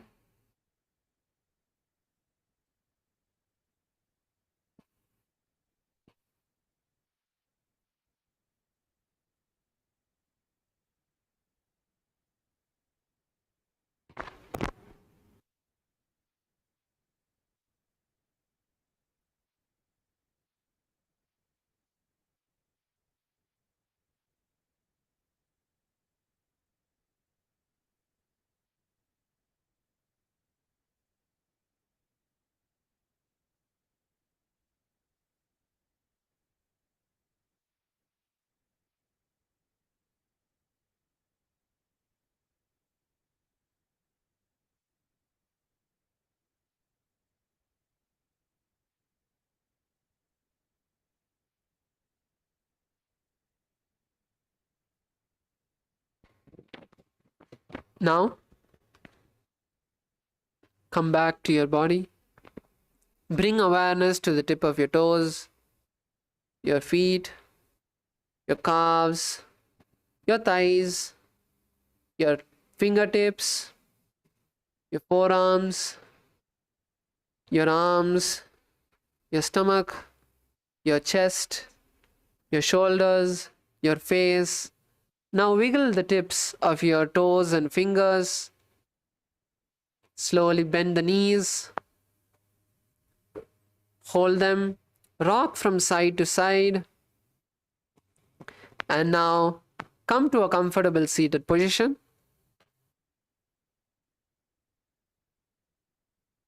For some of the participants, if you may be thinking why we are finishing the yoga early, we are going to be having a little change in our routine today. We're finishing the yoga 15 minutes early. We're going to be having the next sessions and the break after this. So, as today is Paramashivaratri, the darshan of Swamiji is going to be happening a bit earlier. So, we are all going to be preparing for that. Now, let us complete and conclude the Nityananda Yoga. So, bring your hands together in front of the heart center. Close your eyes. Take a deep breath. Visualize Swamiji and let's chant the Purna Mantra. Om पूर्णमदः पूर्णमिदं पूर्णात् पूर्णमुदच्यते पूर्णस्य पूर्णमादाय पूर्णमेवावशिष्यते ॐ शान्ति शान्ति शान्तिः हरिः ॐ तत्सत् सर्वं भगवत् श्रीनित्यानन्द परमशिवपादुकार्पणमस्तु ॐ नित्यानन्दम्. So now we are going to be having, the time is 8:45 a.m. Eastern Standard Time. We are going to be having a break up till 9:30 a.m. Eastern Standard Time. 9:30 a.m. Eastern Standard Time, a 45-minute break. So we'll be having breakfast, change our dress, and get ready for the next sessions. Thank you all. Nityanandam.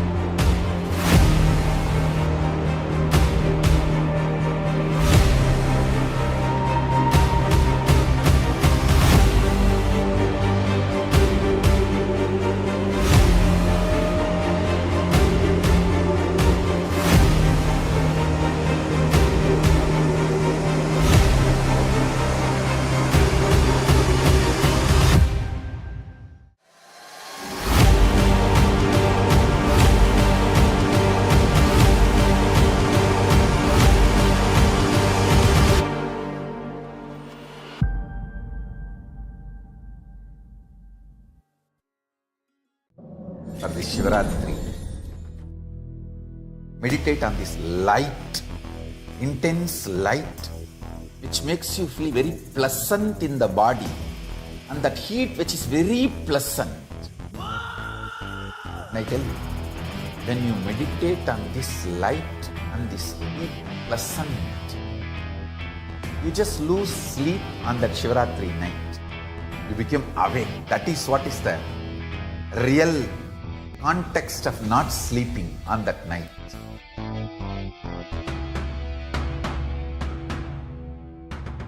வான்வரையிலும் வளர்ந்த ஜோதி ரூபனே, தேன் சுவை தரும் தமிழின் தலைவனே, மான்மழுவினை ஏந்தி நிற்கும் ஐயனே, கைலாசம் தந்த நித்யானந்தனே. நித்யானந்தம் நித்யானந்தம் அண்ணாமலையே சிவரூபமாய் வீற்றிருக்கும் குரு நித்யானந்தமே. நித்யானந்தம் நித்யானந்தம் அண்ணாமலையே சிவரூபமாய் வீற்றிருக்கும் குரு நித்யானந்தனே. நித்யானந்தம் நித்யானந்தம் அண்ணாமலையே சிவரூபமாய் வீற்றிருக்கும் குரு நித்யானந்தமே. நித்யானந்தம் நித்யானந்தம் அண்ணாமலையே சிவரூபமாய் வீற்றிருக்கும் குரு நித்யானந்தமே.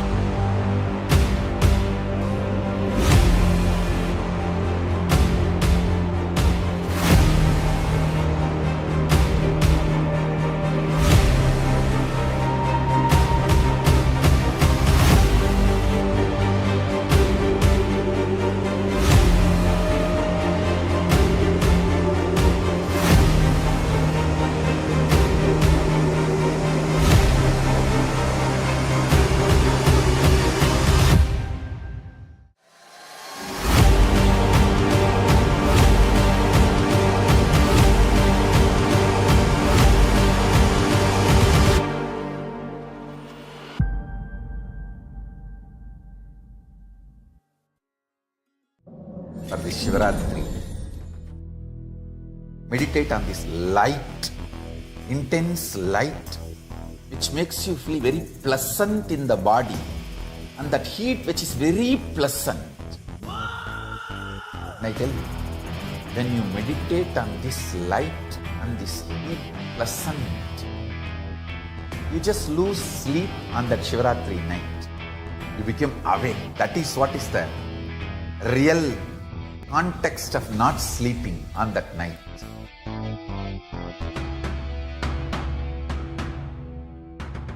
வான்வரையிலும் வளர்ந்த ஜோதி ரூபனே, தேன் சுவை தரும் தமிழின் தலைவனே, மான்மழுவினை ஏந்தி நிற்கும் ஐயனே, கைலாசம் தந்த நித்யானந்தனே.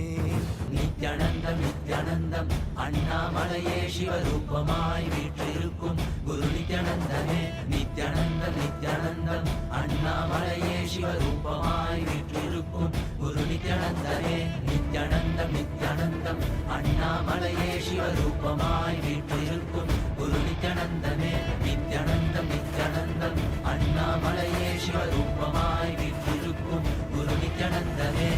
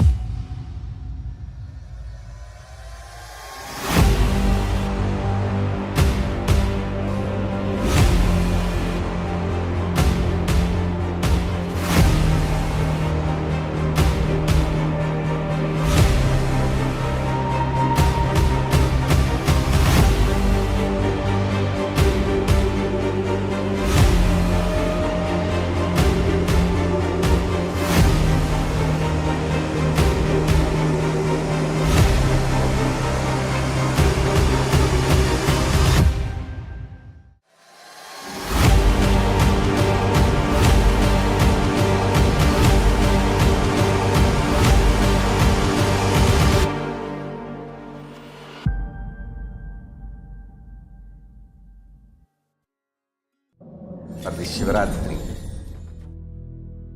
Meditate on this light, intense light, which makes you feel very pleasant in the body, and that heat which is very pleasant. And I tell you, when you meditate on this light and this heat pleasant, you just lose sleep on that Shivaratri night.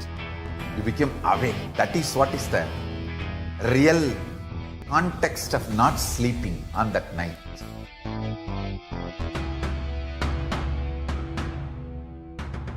வான்வரையிலும் வளர்ந்த ஜோதி ரூபனே, தேன் சுவை தரும் தமிழின் தலைவனே, மான்மழுவினை ஏந்தி நிற்கும் ஐயனே, கைலாசம் தந்த நித்யானந்தனே.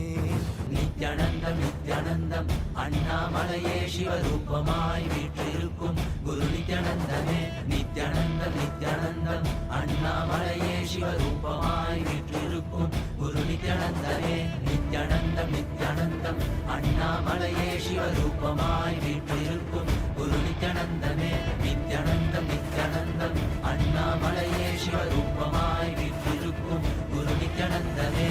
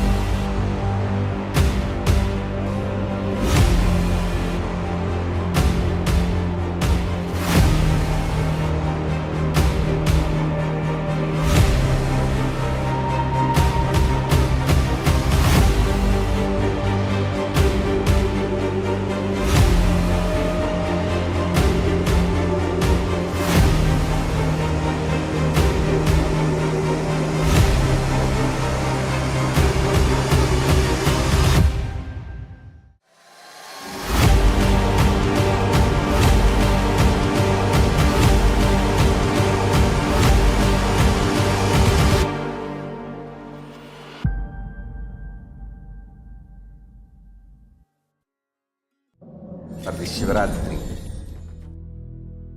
meditate on this light, intense light, which makes you feel very pleasant in the body, and that heat which is very pleasant.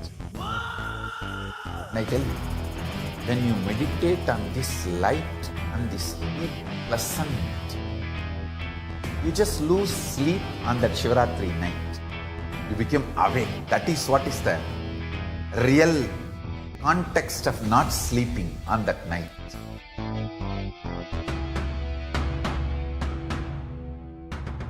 வான்வரையிலும் வளர்ந்த ஜோதி ரூபனே, தேன் சுவை தரும் தமிழின் தலைவனே, மான்மழுவினை ஏந்தி நிற்கும் ஐயனே, கைலாசம் தந்த நித்யானந்தனே. நித்யானந்தம் நித்யானந்தம் அண்ணாமலையே சிவரூபமாய் வீற்றிருக்கும் குரு நித்யானந்தமே. நித்யானந்தம் நித்யானந்தம் அண்ணாமலையே சிவரூபமாய் வீற்றிருக்கும் குரு நித்யானந்தமே.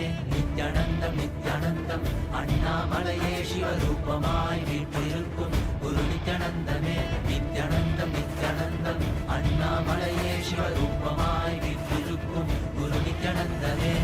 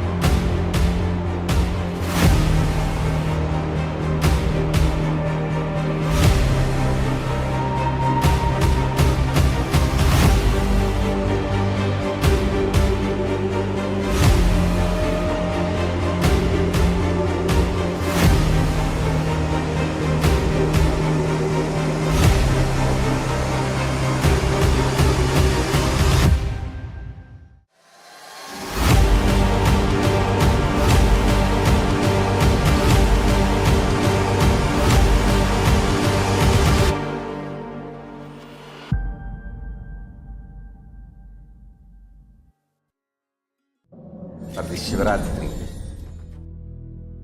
meditate on this light, intense light which makes you feel very pleasant in the body, and that heat which is very pleasant. And I tell you, when you meditate on this light and this heat pleasant, you just lose sleep on that Shivaratri night. You become awake. That is what is the real context of not sleeping on that night.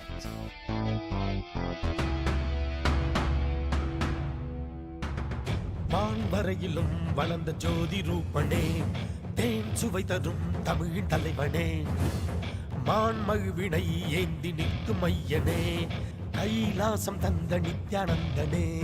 Nithyanandam Nithyanandam அண்ணாமலையே சிவரூபமாய் வீற்றிருக்கும் குரு நித்யானந்தமே.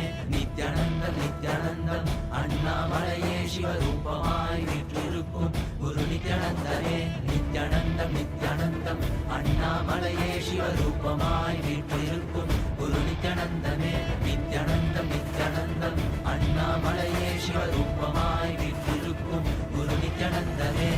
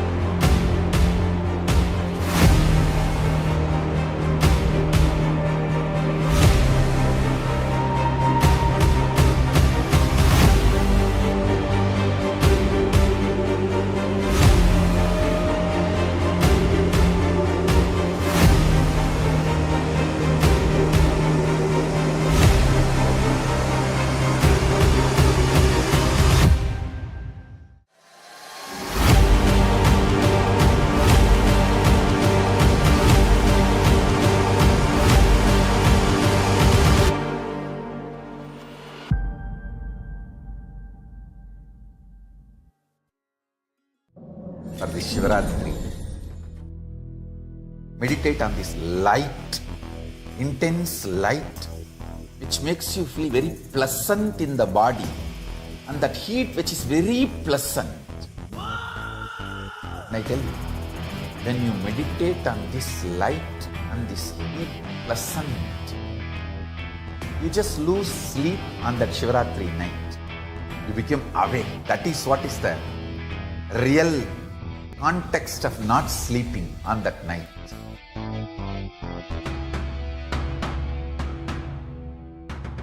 வான்வரையிலும் வளர்ந்த ஜோதி ரூபனே, தேன் சுவை தரும் தமிழின் தலைவனே, மான்மழுவினை ஏந்தி நிற்கும் ஐயனே, கைலாசம் தந்த நித்யானந்தனே.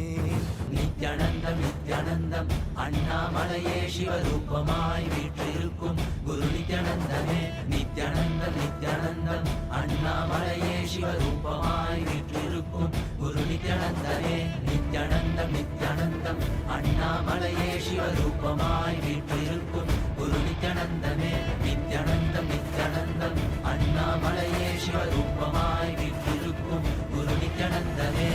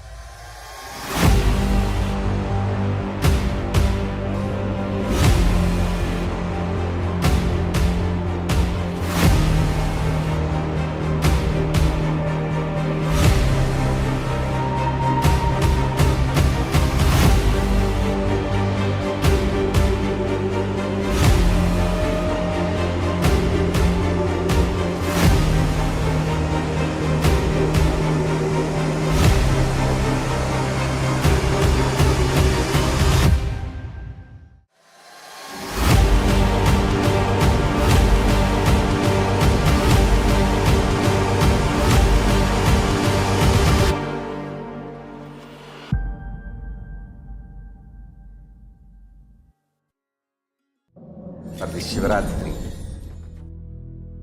meditate on this light, intense light which makes you feel very pleasant in the body, and that heat which is very pleasant. And I tell you, when you meditate on this light and this heat pleasant, you just lose sleep on that Shivaratri night. You become awake. That is what is the real context of not sleeping on that night.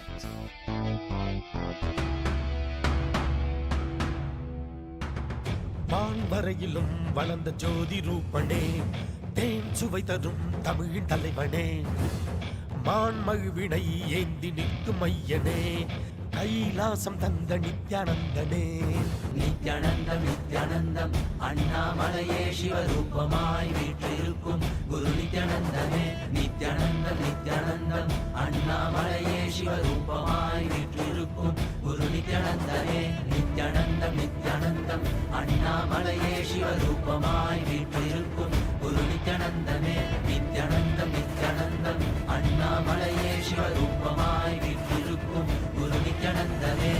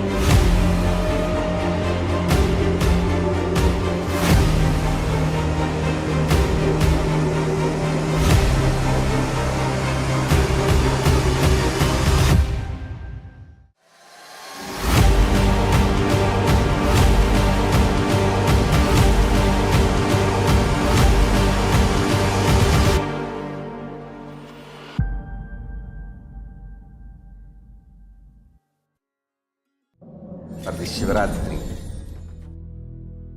meditate on this light, intense light, which makes you feel very pleasant in the body, and that heat which is very pleasant. And I tell you, when you meditate on this light and this heat pleasant, you just lose sleep on that Shivaratri night. You become awake. That is what is the real context of not sleeping on that night.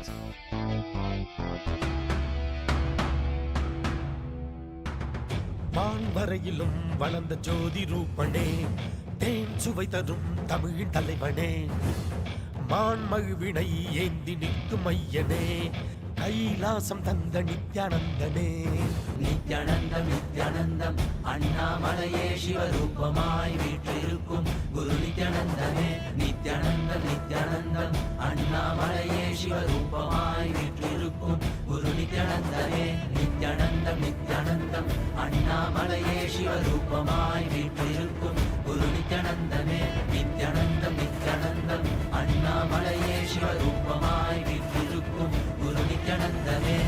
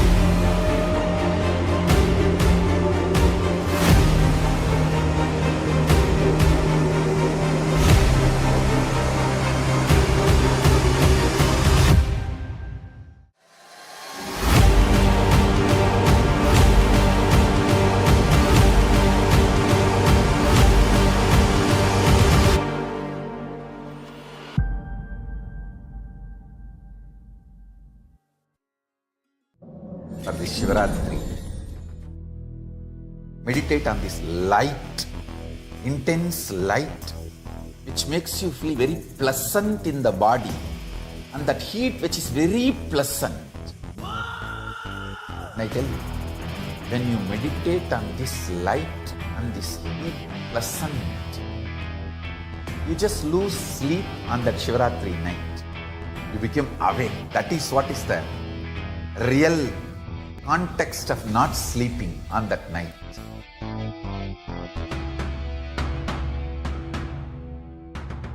வான்வரையிலும் வளர்ந்த ஜோதி ரூபனே, தேன் சுவை தரும் தமிழின் தலைவனே, மான்மகிழ்வினை ஏந்தி நிற்கும் ஐயனே, கைலாசம் தந்த நித்யானந்தனே. நித்யானந்தம் நித்யானந்தம் அண்ணாமலையே சிவரூபமாய் வீற்றிருக்கும் குரு நித்யானந்தமே. நித்யானந்தம் நித்யானந்தம் அண்ணாமலையே சிவரூபமாய் வீற்றிருக்கும் குரு நித்யானந்தமே. நித்யானந்தம் நித்யானந்தம் அண்ணாமலையே சிவரூபமாய் வீற்றிருக்கும் குரு நித்யானந்தமே. நித்யானந்தம் நித்யானந்தம் அண்ணாமலையே சிவரூபமாய் வீற்றிருக்கும் குரு நித்யானந்தமே.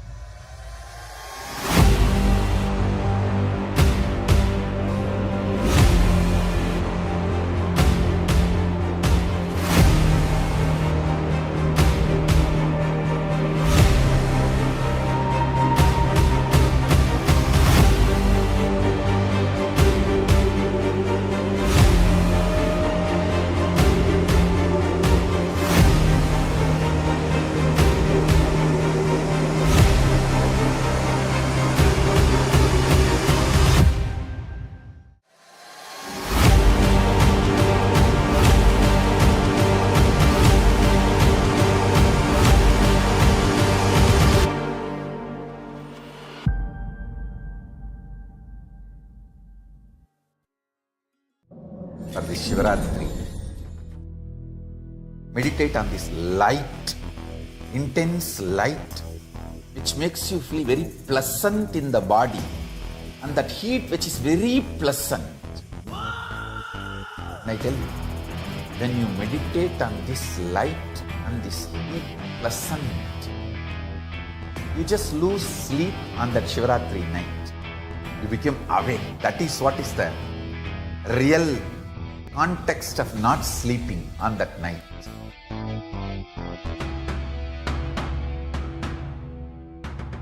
வான்வரையிலும் வளர்ந்த ஜோதி ரூபனே, தேன் சுவை தரும் தமிழின் தலைவனே, மான்மகிழ்வினை ஏந்தி நிற்கும் ஐயனே, கைலாசம் தந்த நித்யானந்தனே. நித்யானந்தம் நித்யானந்தம் அண்ணாமலையே சிவரூபமாய் வீற்றிருக்கும் குரு நித்யானந்தமே. நித்யானந்தம் நித்யானந்தம் அண்ணாமலையே சிவரூபமாய் வீற்றிருக்கும் குரு நித்யானந்தமே. நித்யானந்தம் நித்யானந்தம் அண்ணாமலையே சிவரூபமாய் வீற்றிருக்கும் குரு நித்யானந்தமே. நித்யானந்தம் நித்யானந்தம் அண்ணாமலையே சிவரூபமாய் வீற்றிருக்கும் குரு நித்யானந்தமே.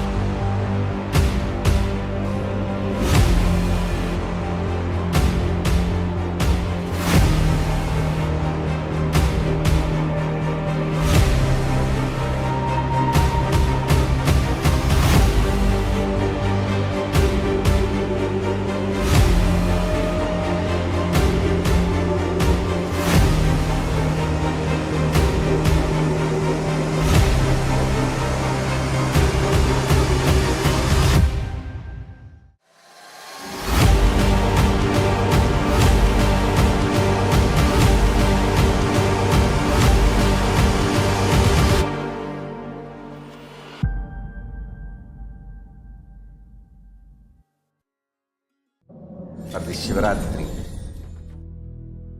meditate on this light, intense light, which makes you feel very pleasant in the body, and that heat which is very pleasant. And I tell you, when you meditate on this light and this heat pleasant, you just lose sleep on that Shivaratri night. You become awake. That is what is the real context of not sleeping on that night.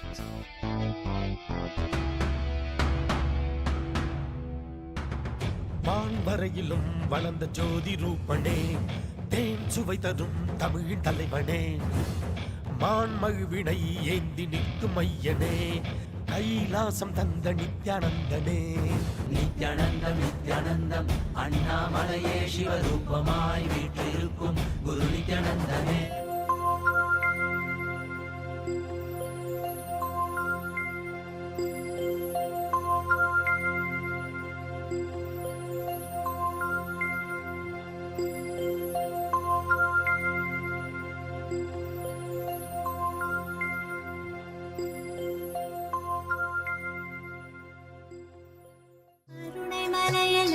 கடவுள் அவதரித்தது, கருணை மிகுந்து அன்னை என்னும் வரமளித்தது.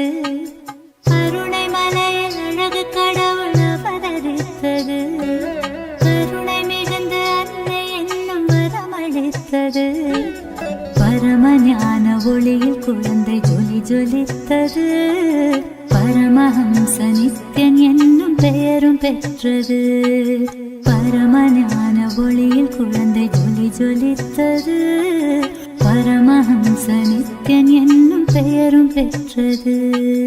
கருணை மலையில் அழகு கடவுள் அவதரித்தது, கருணை மலையில் அழகு கடவுள் அவதரித்தது, கடவுள் அவதரித்தது, கடவுள் அவதரித்தது.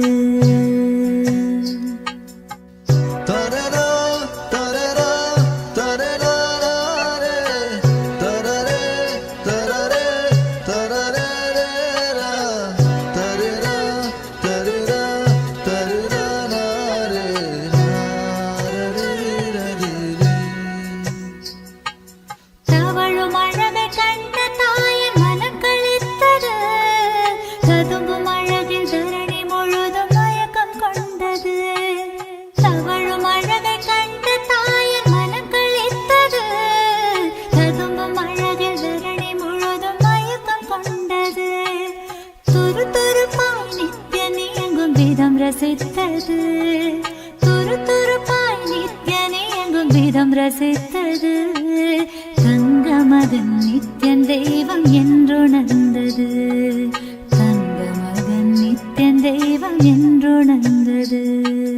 கருணை மலையில் அழகு கடவுள் அவதரித்தது, கருணை மலையில் அழகு கடவுள் அவதரித்தது, கடவுள் அவதரித்தது, கடவுள் அவதரித்தது.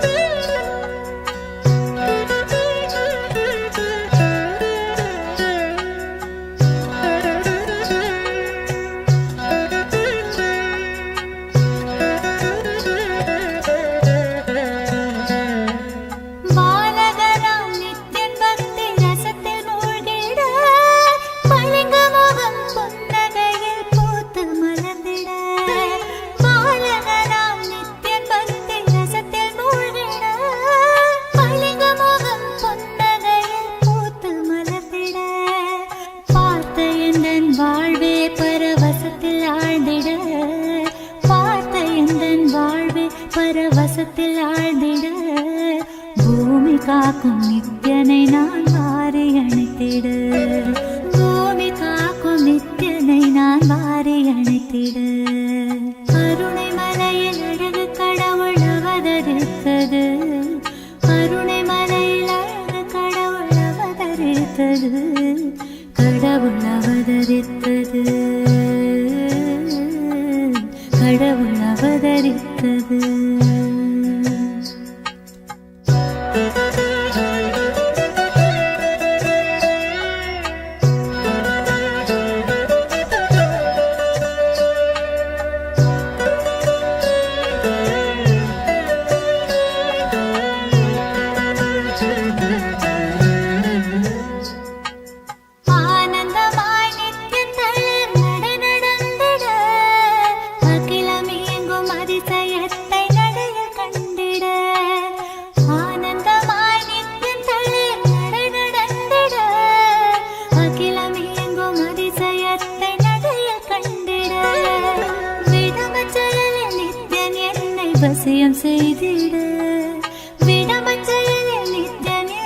அவசியம் செய்திட வாழ்வின் வேதம் வேறில்லை என்றே கொண்டாடிட வாழ்வின் வேதம் வேறில்லை என்றே கொண்டாடிட அருணை மலையில் அழகு கடவுள் அவதரித்தது அருணை மலையில் அழகு கடவுள் அவதரித்தது கடவுள் அவதரித்தது கடவுள் அவதரித்தது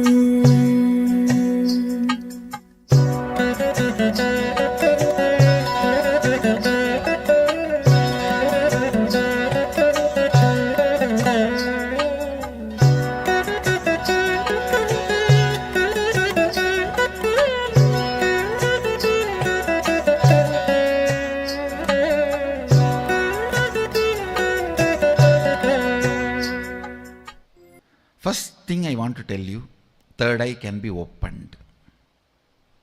Second thing I want to tell you, for the sake of God, please open it.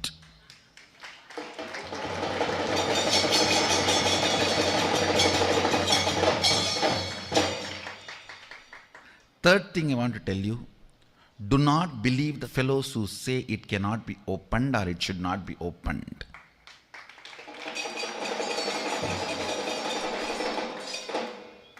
I tell you, it is necessary.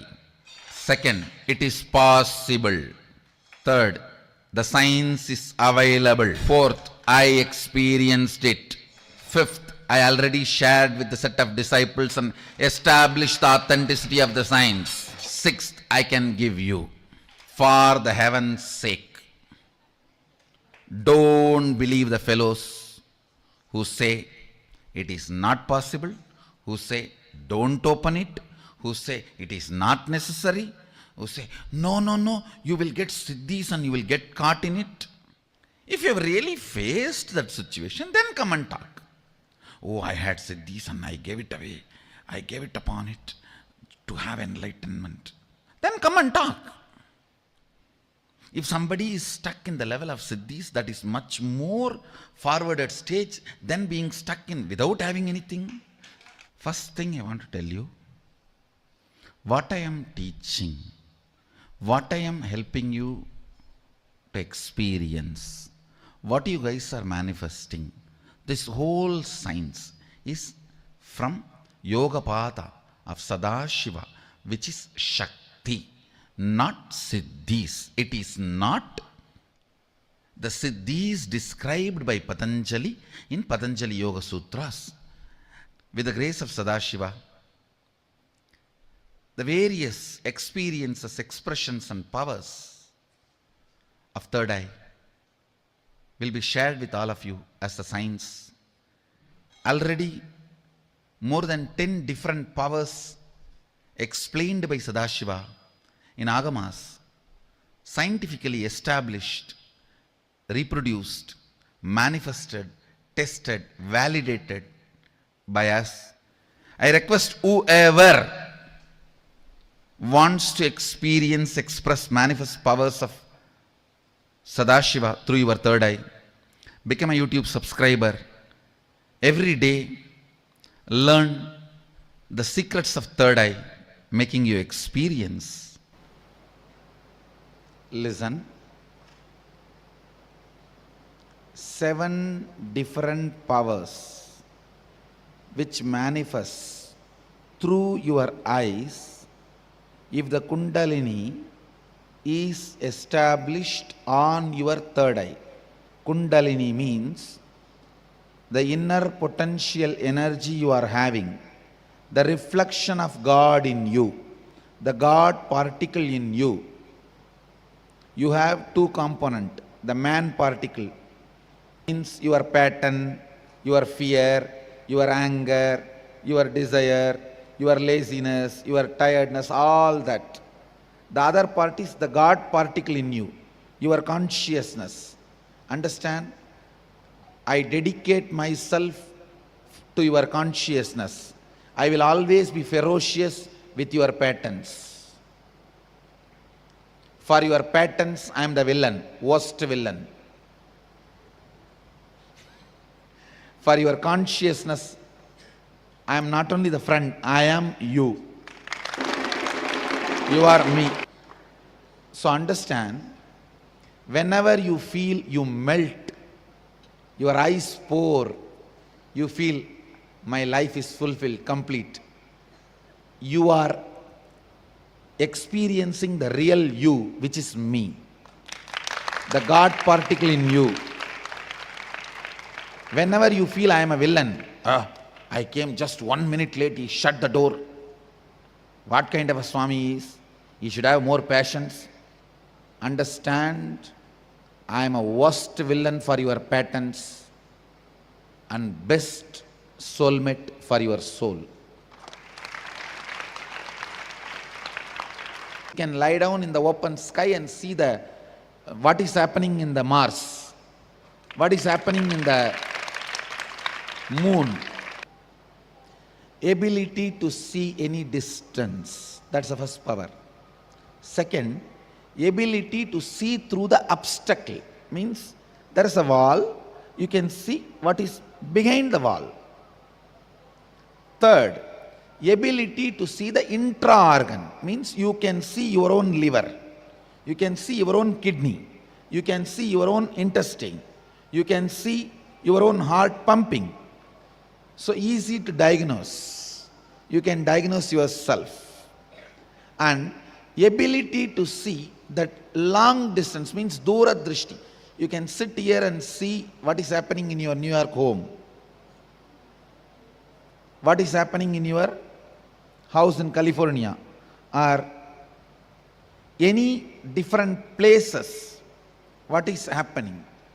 And in distant, what if some person is going through can be seen. Understand? Seeing the place in distance is different.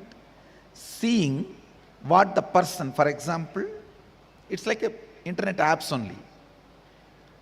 If you concentrate on the place, you will see what is happening in that place. If you concentrate on the person, you will see what he is doing. No, nobody can do it.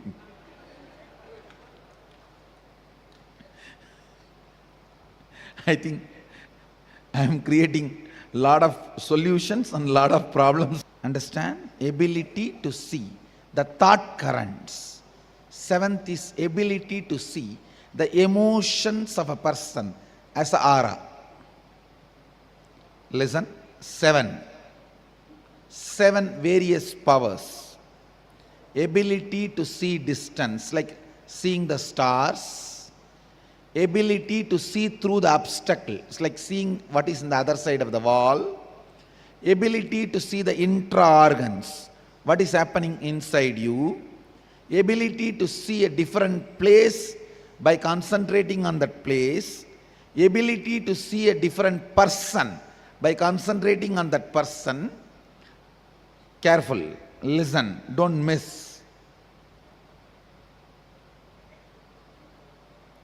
Ability to see thought current of a person, ability to see the emotional state of a person as aura. These are the 7 various powers start manifesting if this circuit is complete. This 2 point and this point, if this circuit is complete with the Kundalini Shakti, these are the 7 various powers manifest in your system. And listen now, as you have all given me the authority, I am going to straight enter into your system and raise the Kundalini and connect the circuit. You need to know for next 20 days, means till this program gets over, you need to wash your eyes morning and night both through that eye cup. There is a Panchakriya. We teach Panchakriya. In that Panchakriya set, there is a small cup washing the eyes. So you have to wash your eyes morning and night because this whole zone will get heated up. You have to cool it with a cool water, fresh water, morning and evening. And after you practice the process. If you don't cool, You will feel the heat and you will feel sleepy because of the heat. There will be no other side effect. There will be no other side effect other than you feeling that you need little more time to sleep, or your eyes are little hard, so you need more time to keep your eyes closed. Other than that, nothing. Just like you have various abilities, ability to see, ability to use your hands, ability to use your legs, ability to listen, ability to think, you have something called ability to will. The ability to will integrates all your abilities.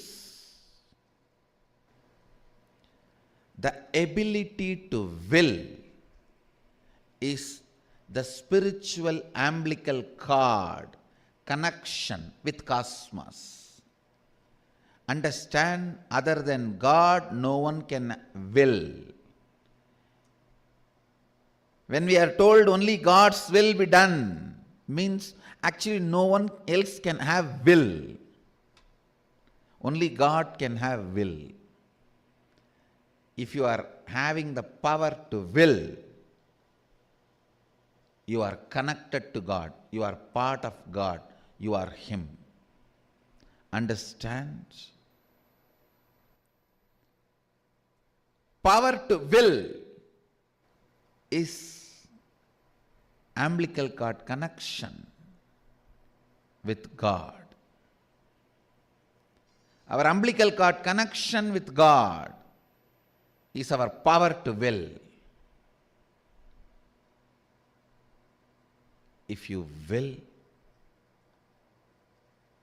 no one can deny it. Will is the umbilical cord through which you manifest. Will is the umbilical cord through which you and Sadashiva are connected. You and Brahman are connected. You and the universe are connected. As long as you have power to will, you have a right to enlightenment.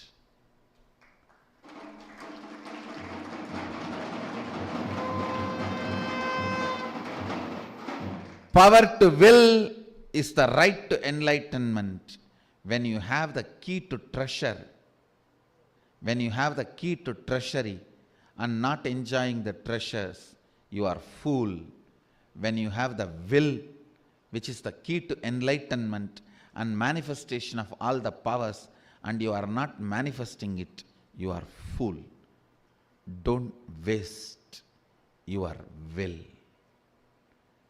Don't wait. It will be there forever with you, even if you don't use. Don't think. It will be there forever with you, even if you don't use. And don't take your will for granted. When you have it, better use it. When you are having it, better use it. In English, I don't have any other word to translate Anya, but you need to know, in English, will is used for future tense.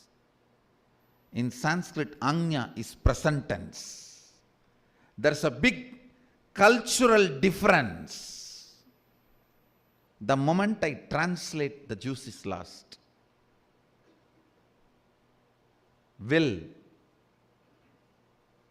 is more like a future in English, but in Sanskrit, Anya is present.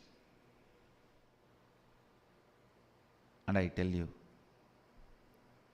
once you understand the science of will, so much can be manifested by you. So much of order, so much of love, so much of life can be manifested in you. Please listen. Sadashiva is waiting for each one of you to manifest Him, because more and more of you manifest Him, more and more joy in the planet Earth. More and more of you manifest Sadashiva's powers, more and more bliss in the life. More and more of you manifest his powers, more and more consciousness in the world. So that is the best thing you will do to you and you will do to others. Once it is awakened, it is permanent. Please understand, once your eyes are opened, it is permanent. Only thing, the dangers in the third eye awakening is doing it on your own, trying some techniques on your own without the direct guidance of a guru is dangerous. That can lead to many side effects like mental problems, disorders, or headache, the physical and mental disorders. So don't try on your own without the direct guidance of an enlightened being, without the direct guidance of an incarnation. Don't try it on your own. The techniques I have designed are most safe. To tell you honestly, I have not even designed this technique. I took it from Shaivagamas, Mahadeva's teachings to Devi. I took it from that and organized it. Only the permutation combination is my contribution. Otherwise, the original technique is from Shaivagamas. I have taken this techniques, organized it. It is time-tested, foolproof. No wrong, bad, ill side effects. The only side effect is bliss, knowledge, and enlightenment. Not only that, please understand, when these kids use the third eye, more and more, the patterns and engrams engraved in the brain will start getting completed. They will achieve more and more completion because they are using consciousness. The more you use the consciousness, more you become the consciousness. More you become the consciousness, the more you use consciousness. Consciousness. Through your brain, looking down, you will see only probabilities. If your consciousness using your brain looks up, you will see possibilities. Two eyes are probabilities, third eye is the possibility. Visualize you are looking through third eye, and you can even go for one step further. It is Swamiji who initiated my third eye, so let it function like Swamiji's third eye. The moment you remember, lot of your SDHD will not have a role to play there. See, your SDHD is like your guest. Only if you feed and take care, they will stay. And if you don't feed them, don't care, and you do your work, they will wait for 10 minutes, 15 minutes, and then simply they will walk out. Don't entertain. This will be a very good idea. See, he initiated. And if I am able to read, it is his pride. Whether I am if I am successful, it is his success. If I am failure, it is his failure. So let my third eye function like him. That's all. See, when your success is mine, your failure is mine, you are me. Understand? And it's not you who is claiming here that I am going to do third eye. It is me who is declaring. So me who is initiating. So tell yourself, he initiated, so let it work like his third eye. Over. So suddenly SDHD will not have job there. It will not have job there. Because your success or your failure, both is mine. If you are able to do, it's my success. You see, there is some things which you do it on your own tapas. But here, it is not by your own tapas, it is a gift from the master. So tell yourself very clearly, if I am able to, it's his pride. If I am not able to, so it is his failure. What is there for me? The moment you put that, shift that, your SDHD has no role to play. Simply you will be able to, it actually your SDHD is not powerful, as an individual entity, but it becomes powerful when you attest it, when you accept it as part of you. When you say, come on, please, let's hug, have a cup of coffee, be together, then it becomes powerful. So the moment you take this stand, this context, hey, now what is there? If I read, it is his pride, his glory. If I don't read, it is his failure. What is there for me? So with that, suddenly your SDHD has no role or no play over you. Because I am declaring that I will make all you guys read. I am only declaring and I am only working on it. So leave it to me. You will see suddenly the SDHD has no role to play. And your SDHD is not that powerful other than you entertaining it.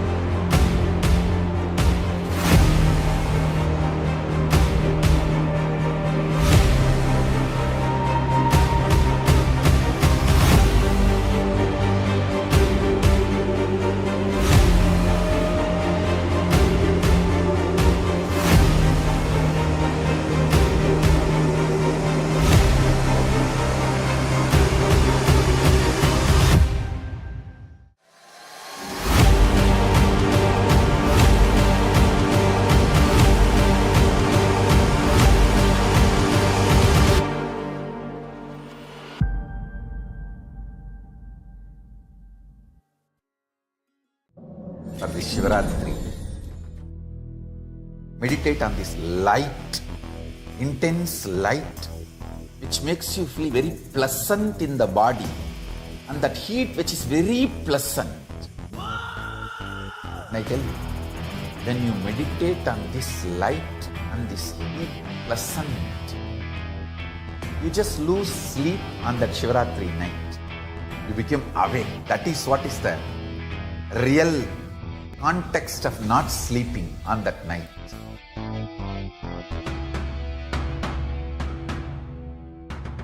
வான்வரையிலும் வளர்ந்த ஜோதி ரூபனே, தேன் சுவை தரும் தமிழின் தலைவனே, மான்மகிழ்வினை ஏந்தி நிற்கும் ஐயனே, கைலாசம் தந்த நித்யானந்தனே.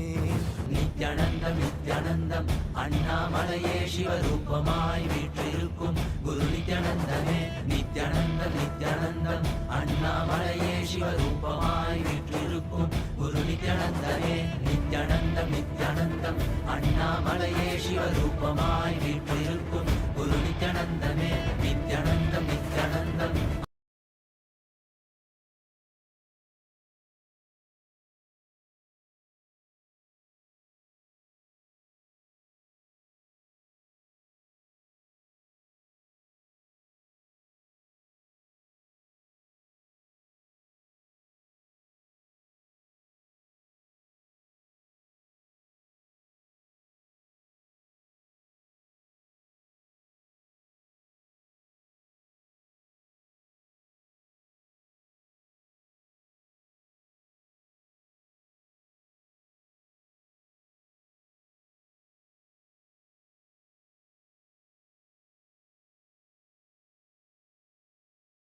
welcome to this first day of Paramashivoham. And we have been, this is not just the first day of the Paramashivoham, as today is the Mahashivaratri, and Swamiji will be gracing us, he will be giving us darshan on this auspicious occasion, which is the day of awakening. A day not to sleep, a day to awaken yourself. To awaken yourself to your highest possibility, highest potential, to be in the space of Paramashiva, to be in the space of oneness, where none of our problems exist. The moment you are in that, established in that consciousness, simply all your problems just disappears, because all the problems are related to body and the mind.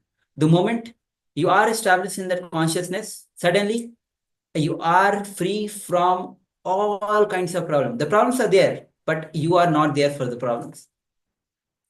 So welcome all of you on this first day of the Paramashivoham and the grand celebration of Mahashivaratri. And today is also the last day of the Kumbh Mela celebration. The Sai Snan is already happening. So as a culmination of, today is the culmination of so many auspicious occasions. So again, welcoming all of you. We have lots of participants. We have Ma Kali, Ma Nitya Paramashakti, Nityanandam, all of you, Ma Jima, Nityanandam. We have Ma Wang Han. Shin, we have Ma Nitya Goraswarupini, we have Ma Wang Hangyu. We have participants that it's labeled, I think is that CJ? Yes. Yes. Yes, Ma Parabrahma Swarupini, Ma Yang Yan Hong Nityanandam, everyone. We have Ma Holi's Zinam. We have someone labeled iPhone 16 Pro, requesting if you could please label yourself, give yourself a name, give your real name. We have Majima, we have Baina Hu. We have Jnana Prakashini, yes, Nityanandam. We have Nitya Chakraraja Swarupini, and we have Ma Nitya Paramashakti. So welcoming everyone, welcome, good to have you with us today on this auspicious occasion of, as we mentioned, so many different happenings right now. Yes, so today is a day to be awakened, not to sleep. So be awakened, as Swamiji will be initiating us into, as today is Shivaratri, will be initiating all of us into this awakening. So now, as today we are proceeding with the first day of Paramashivoham. So welcome all of you on this journey of 21 days of Paramashivoham. Understand, even if you have taken and actually gone through 21 days of the Paramashivoham before, do not miss this season, because every season is new. It never repeats, the program never repeats itself. Because every time your experience will be different. Your internalization will be different. The experience that you gain, the transformation you receive will be different. So with this, now let's enter into the revelation by Swamiji on the introduction to the program itself. Introduction to the Paramashivoham program itself. So let's get ready. You can sit with your head, neck, spine, and straight line as we enter into this revelation by Swamiji about the program itself. Let's begin.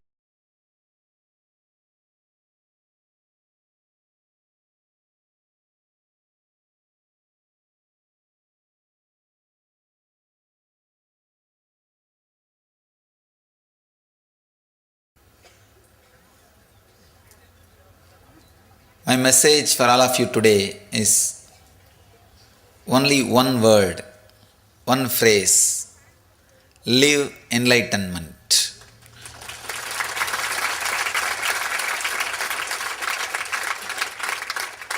The Jivan Mukti. Understand,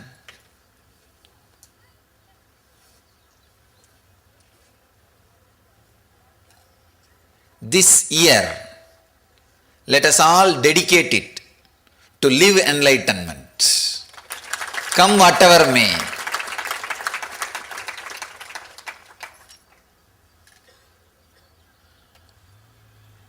But only bliss will come, nothing else will come. The moment you risk, come whatever may, you opened your door for bliss. Because the moment you say, come whatever may, you accepted the whole. You are ready for the whole. You are ready for whatever is.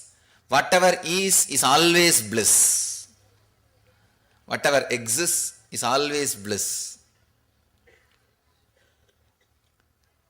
Let's dedicate this year for living enlightenment, for Jivan Mukti.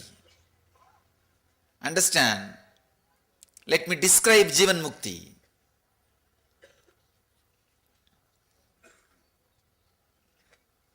Conflict-free life in the inner world and the outer world. Conflict-free living.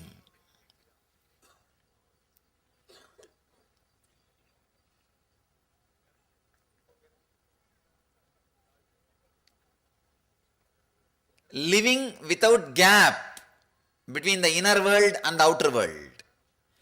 Either raise your energy, Shakti, to catch up with the outer world, or bring your Buddhi to catch up with the inner world. Raise your Shakti so that you can do whatever you want in the outer world, and raise your Buddhi so that you can accept whatever you have or whatever you are.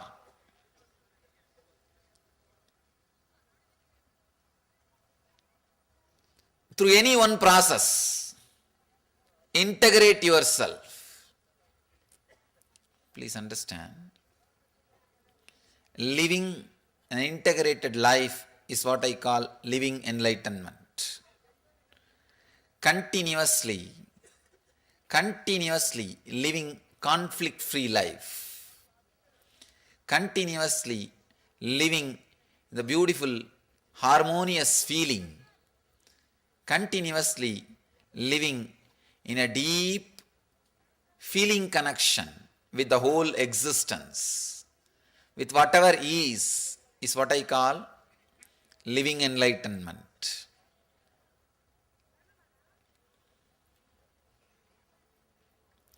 You have to put it in 4 words. Shakti, energy to change whatever you can, and Buddhi, intelligence to accept whatever is not needed to be changed, whatever doesn't need to be changed, and Yukti, clarity, understanding. However you change, the whole world is a constant, continuous changing dream. What you call as reality is a continuously changing dream. That Yukti, that clarity. Above all, a deep feeling connection, bhakti, towards the unchanging energy, what you call as master or existence. Shakti, Buddhi, Yukti, Bhakti. When you live all these 4 in the life experientially, you are living Jivan Mukti. You are living enlightenment. You are radiating Jivan Mukti. Shakti to change whatever you can means energy to work on your life. Buddhi to accept whatever doesn't need to change means clarity, intelligence. We don't have to change the whole thing. No need. Then you will be too busy with changing instead of enjoying. You don't need to change the whole thing. If you think only you will enjoy only when the whole world becomes yours or as you want, it can never happen. So no need to change the whole thing. Intelligence to accept whatever doesn't need to change. Ultimately, yukti, clarity. However you change, whatever you change, this existence, the whole thing is a continuous changing dream.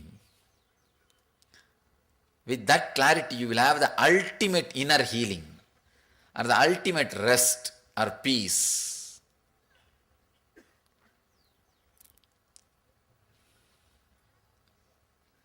When you have that clarity, however you try, whatever you change, the whole existence is a continuous dream which changes. Suddenly you will have deep feeling connection with one thing which does not change, which is eternal, Nitya Ananda. The feeling connection with that which does not change is what I call bhakti. When you live all these four experientially, it is mukti. Radiate enlightenment continuously. Please understand, I am taking you deeper, further into living enlightenment.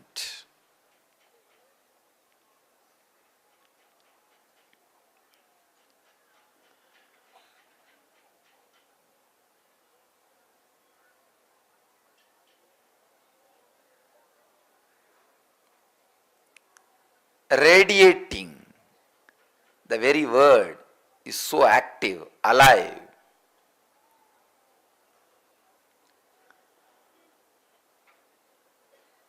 Not only you living enlightenment,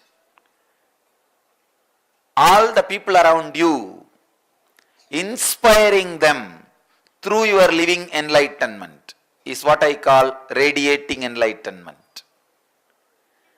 Let the enlightenment express through your muscles, in your thinking, in your words, in your action. Let it express through your being. Inspire all the people who are living around you. Please understand, the world is mirror for you. Whatever world experiences about you,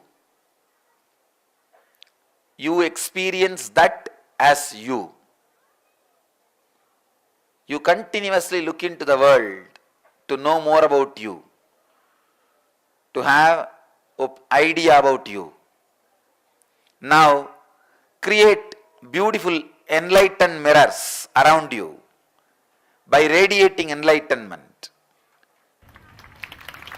So that constantly you will remember you are not only living, radiating enlightenment. So take up this as the mission for this year. People around you should really feel the power of your enlightenment, the power of your Jivan Mukti. When I say the word living enlightenment, energy to change whatever can be changed, intelligence to accept whatever need not be changed, clarity, however you change, the whole world is just one more changing dream, and devotion towards that which is unchanging. This is what I define as living enlightenment, Jivan Mukti. Now, let these great truths radiate through your system so strongly. Let all the people around you, the world around you, feel the power of enlightenment. Let your muscles radiate this truth. Please understand, do not think there is so much of anger in me, suffering is in me, pain is in me. Don't think all these things are here, how can I be Jivan Mukta? You can never have a space where all these things are not there and feel you are a Jivan Mukta. No. You have to become like a Kala Bhairava, who is dancing between everything. Jivan Mukta Sarira means anything swallowed should be digested and should become part of your body. Jivan Mukta mind means anything seen, you should be able to swallow, digest it, crush it and clear it. It should become wisdom. Any food swallowed should become energy, and anything seen should become wisdom in you. That is what I call Jivan Mukta Sarira, the body of enlightened and the mind of an enlightened. If you are living just in present, you have no freedom to correct your past and project your future. If you are living only in the past and future, you have no freedom to correct in present. If you are living in past, present and future, only then you have freedom to correct, freedom to amend and freedom to project. Understand? Living in present is not enlightenment. I am throwing a new light. I am breaking one ice, old pot. Living in present is not enlightenment. That's what we always think. Living in past, present, future simultaneously is enlightenment. Means in your present moment, the whole past, the whole future will be present. The essence of whole past, the essence of whole future will be in the present, is what I call living enlightenment. Intensity.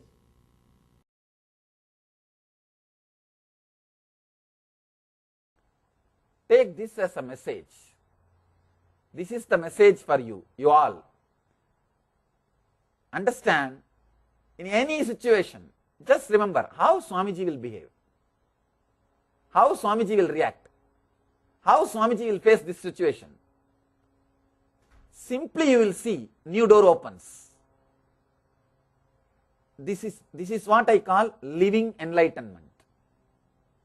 Understand? You don't need anything else. This one is enough. Even while you are sitting, if thoughts are coming, if Swamiji is just sitting, what will be going on inside him? Naturally silence. Then why are you thinking? Silent. Over. Nothing else. That's all. Your mind will, if your mind says, no, I know it's true, but I can't do this, it's too much. Then you think, if Swamiji's mind says like this, how he will behave? You would have finished the mind that moment. That's all. Nothing else. That's all. Just be very clear. Carry this one message. Maybe you can take this one message and let this message become life into you. The message of living enlightenment. See, understand, from the age of 10, of course, around the age of 10 only I was inspired and impressed by him. That was the time I started. But I didn't even know it's a meditation technique or it's a technique or all those things. Just it started. How he will behave? How Annamalai Swami will behave for this situation? Because many times in the house, my brothers or family will, if they start fighting for something, some share, this, that, and I'll think, how Annamalai Swami will behave? He won't even bother. Forget about it. Let them have. That's all. Because actually this is what I call relationship with Master. Relationship with Master is not just doing some puja or putting some flowers or worshipping him once in a while. No. Being thoroughly impressed by him. Anything comes up, fear or insecurity or greed or anger, anything comes up, just see how he will behave. Simply it will disappear. It will just disappear. A simple understanding, living enlightenment. Simple understanding enough, it will disappear. Nothing else is needed. Carry this one message. Carry this one message. See, the ordinary relationship, your relationship with master, many times I used to tell people, relationship, strong feeling connected with master is enough, you don't need any other technique. That means this is what? This is what? Not just your ordinary relationship. Your ordinary relationship, you neither try to understand me nor try to imbibe. Just it is there.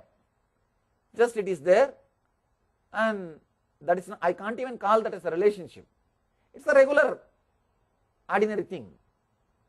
Feeling connected with master means just living him, living master. When you live the master, only then you feel connected to him. Only then you are expanding. Only then something is happening in you.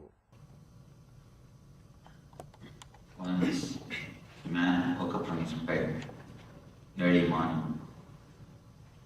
As soon as he woke up, he saw his eyes have bulged and ears have protruded. Heavy pain in the neck. Eyes have bulged, ears have protruded. Heavy pain in the neck. Immediately he rushed to a doctor who diagnosed, checked him thoroughly, and gave him some prescription and a warning. He said, it is a very serious problem. You should take these medicines for 6 months without even 1 day gap.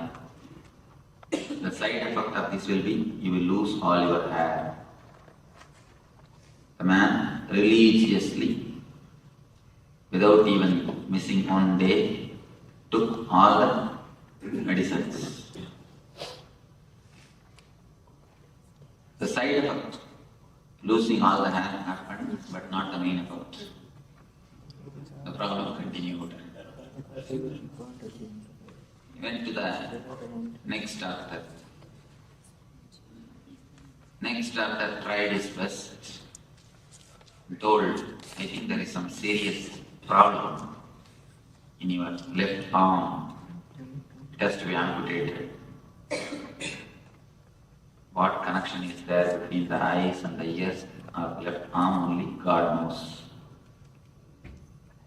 It has to be amputated.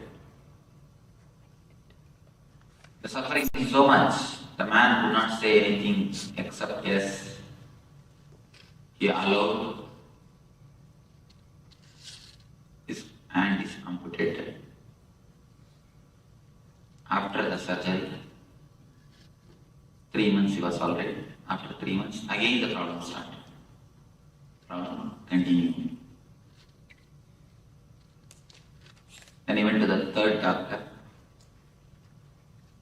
who declared, we couldn't diagnose the problem, we couldn't find the reason for it. Hope you may be alive only 1 more month. The same situation continues, you will be alive only 1 more month. When he came to know that he will be alive only 1 more month, he was totally depressed. But after 2-3 days, he recovered and decided to live his life. Wherever it is possible, whatever way it is possible, he started working. He started taking all types of loans. And he decided he is going to live only 1 more month. The first job is, he took all types of loans, got new bungalow, got new cars, furnitures, went to a tailor shop to have a new suit for himself. When the tailor was taking measurements, he said, make a 15-inch collar, high neck. Tailor said, no, for your size it has to be 18-inch.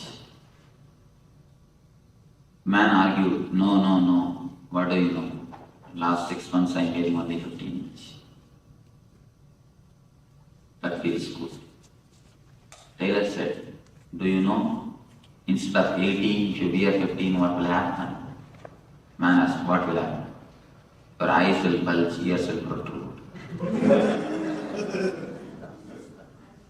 Nothing else. Your whole life, whatever solution you are trying to find from the outer world, it is just like this story. If you have missed the story, don't worry, just don't miss the laughter. I think she was enquiring. Even if you miss the story, don't miss the laughter. One more story, just dedicated to you. In India, Sardarji jokes are very popular. Any Sardarji? Oh. I think you don't mind? No. That's nice.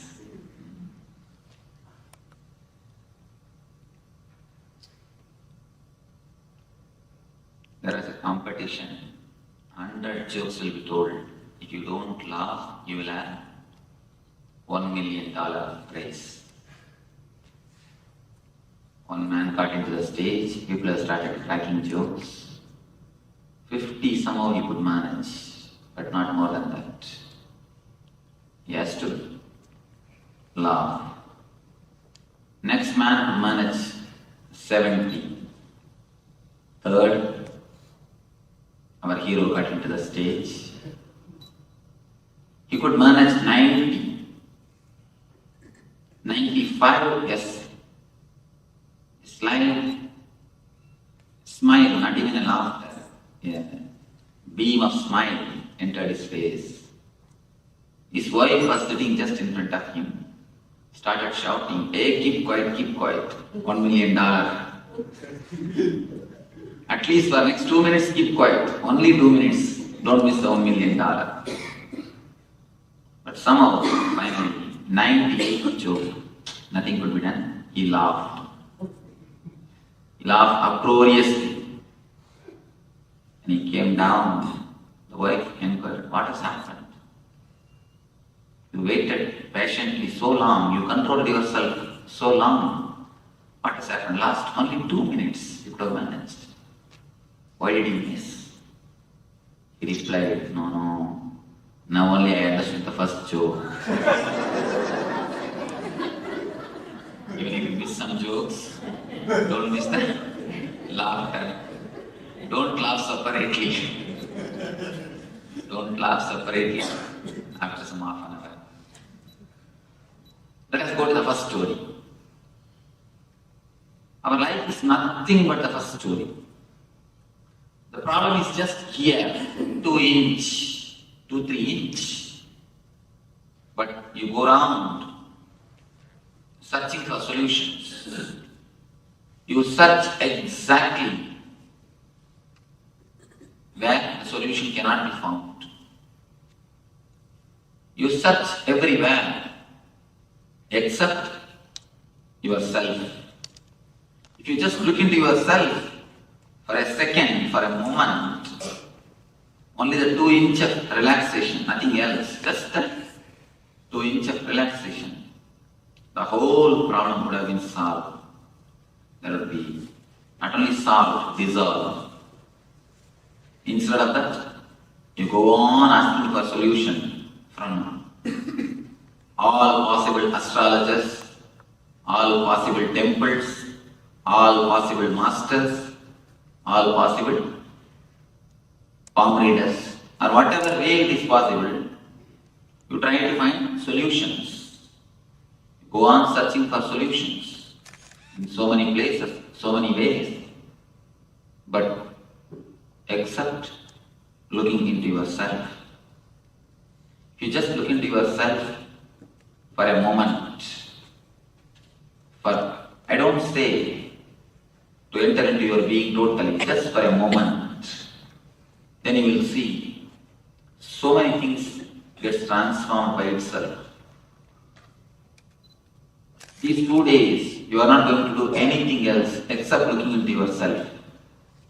You are given place, no, space to look into yourself. Just to look, just to see, just to turn inwards.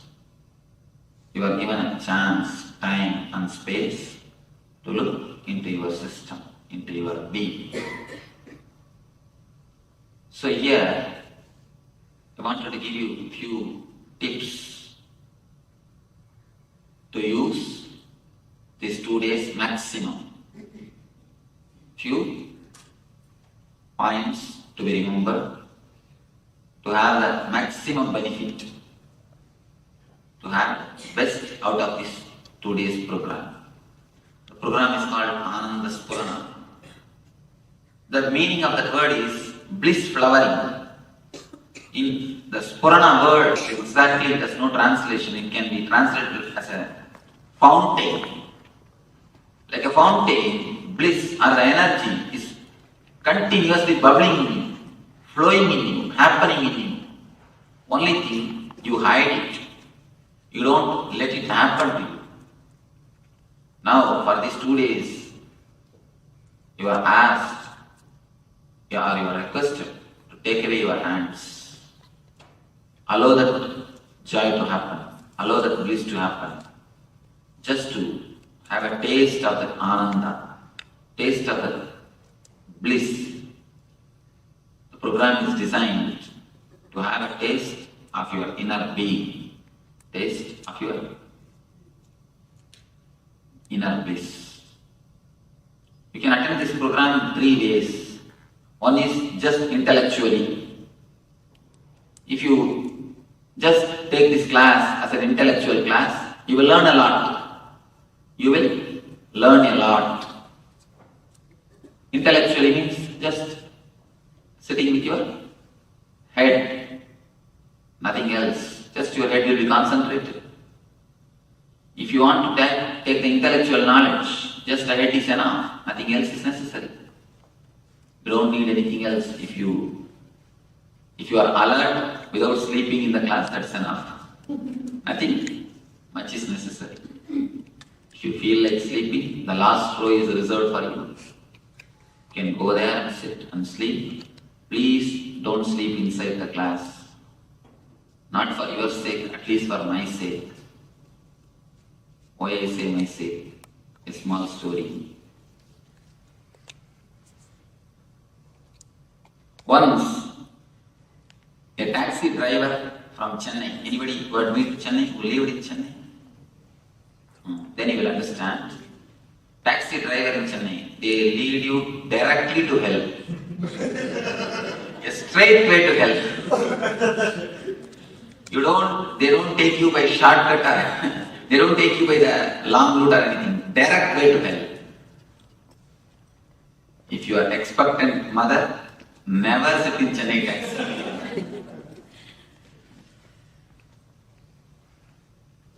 And roads are also specially designed. Roads are also specially designed. The drivers are specially trained. Anyhow,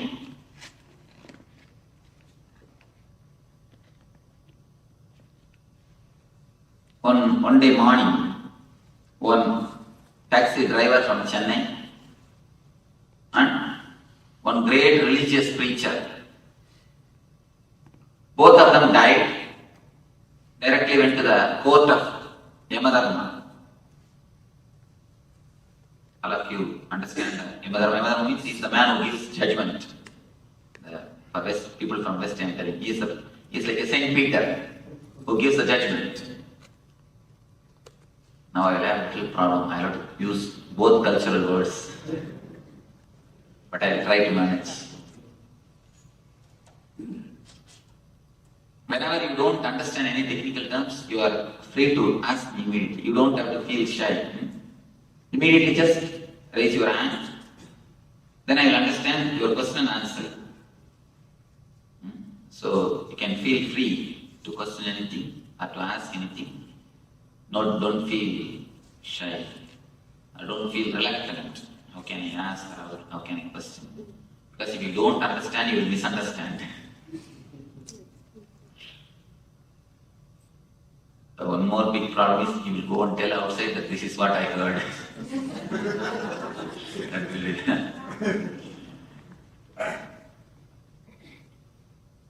both of them, the great religious preacher and the taxi driver, both of them reached Yama's court for judgment. First, the taxi driver pushed himself into the cabin. Yama inquired, "What is your name?" He said, my name is so and so. "What were you doing?" "I was driving taxi in Chennai." So he took out the list of merit and sins. Finally he gave the judgment, "All right, let you have silken robe, golden staff, and first class AC seat in the Swarga, in the heaven." He sent. Next came this great religious preacher. He was asked, "What's your name?" "My name is so and so." "What were you doing?" "I was preaching God's word around the world. All over the world, I used to go around and preach Lord's name, preach the divine message." The list of the merit and sins is taken out and read. Yama gave the judgment. "Let you have cotton robe and wooden staff and third class room."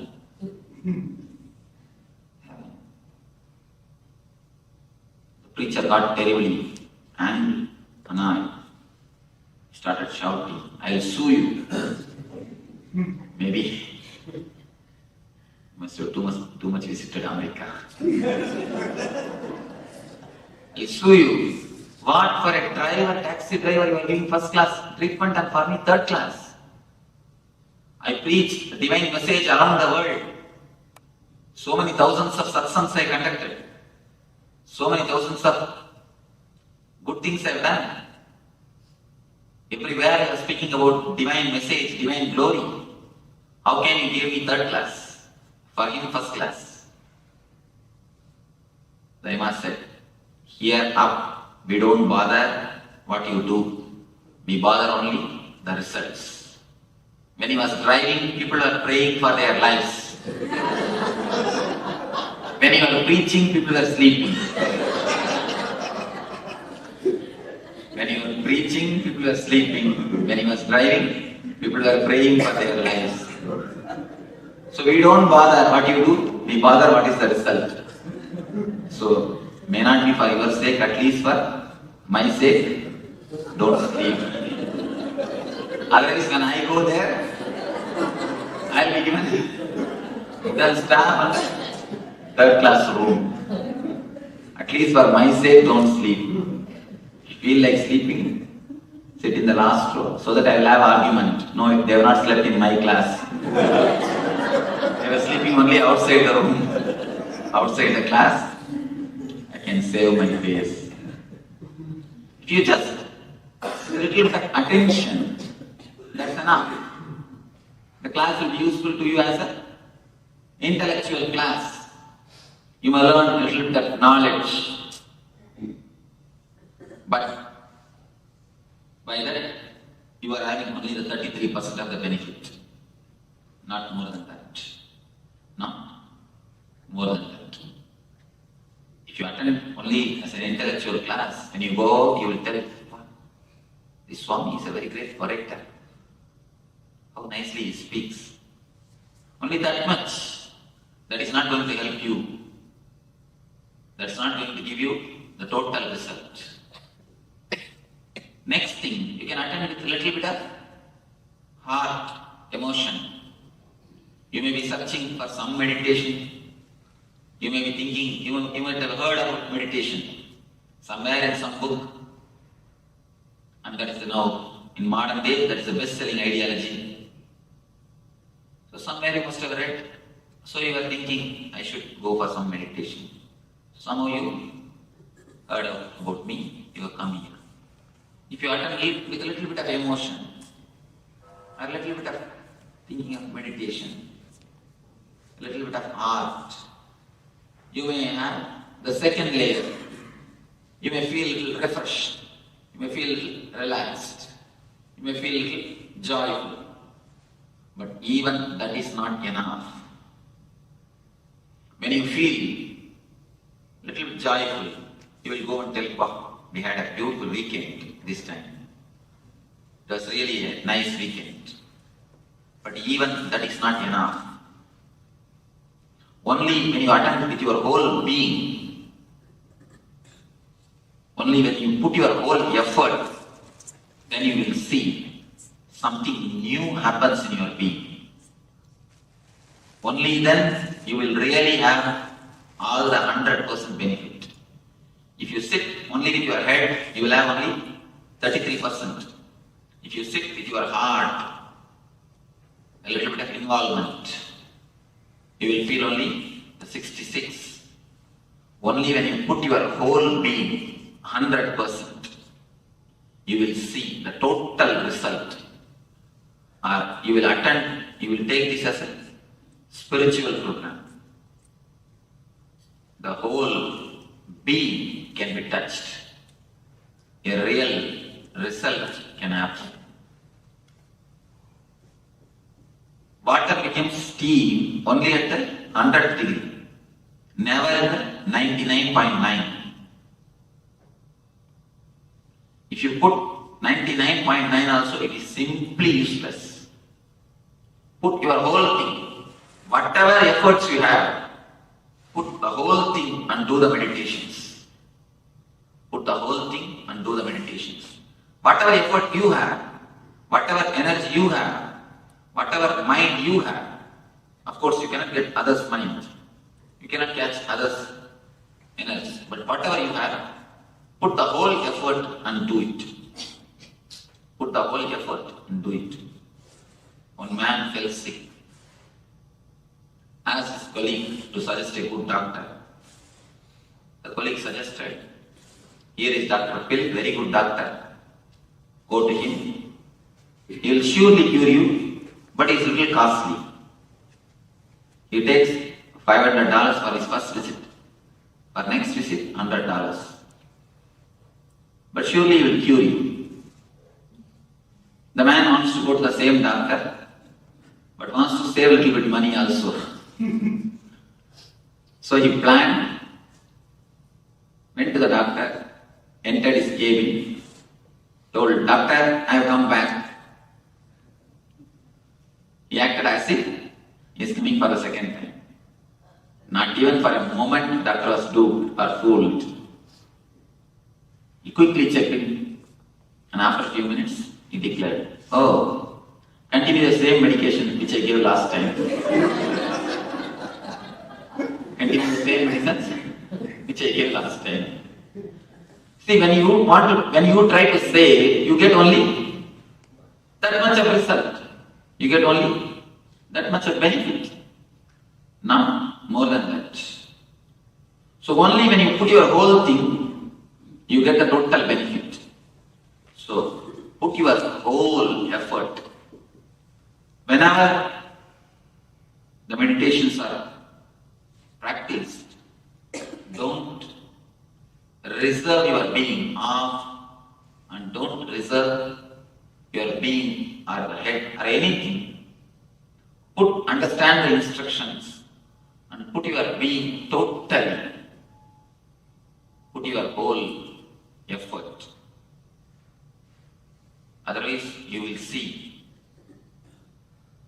You will be having only the intellectual knowledge. Of course, it's not worth having. It is, but it is not total. It is not total. Just to have the intellectual knowledge, you don't have to come here, sit in front of the computer, or sit in front of some professor. They will speak, they will tell you in a much better way. They will at least tell you in your English. I am speaking in my own English. I am sorry about it. but I know only this much of language. There are many people who are much better orators than me. There are so many ways to get the knowledge.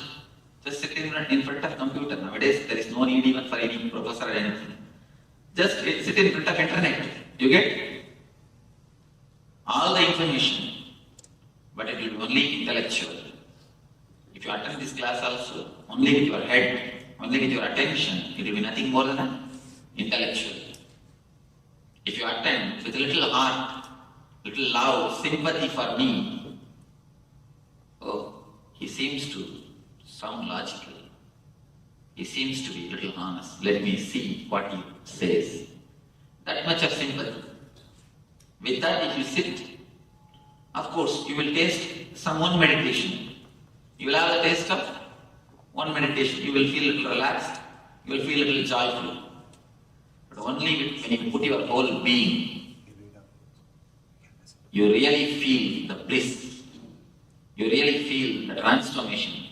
You really feel that something new has happened to you. Only then you feel some new experience it is. Here I am not teaching only by words.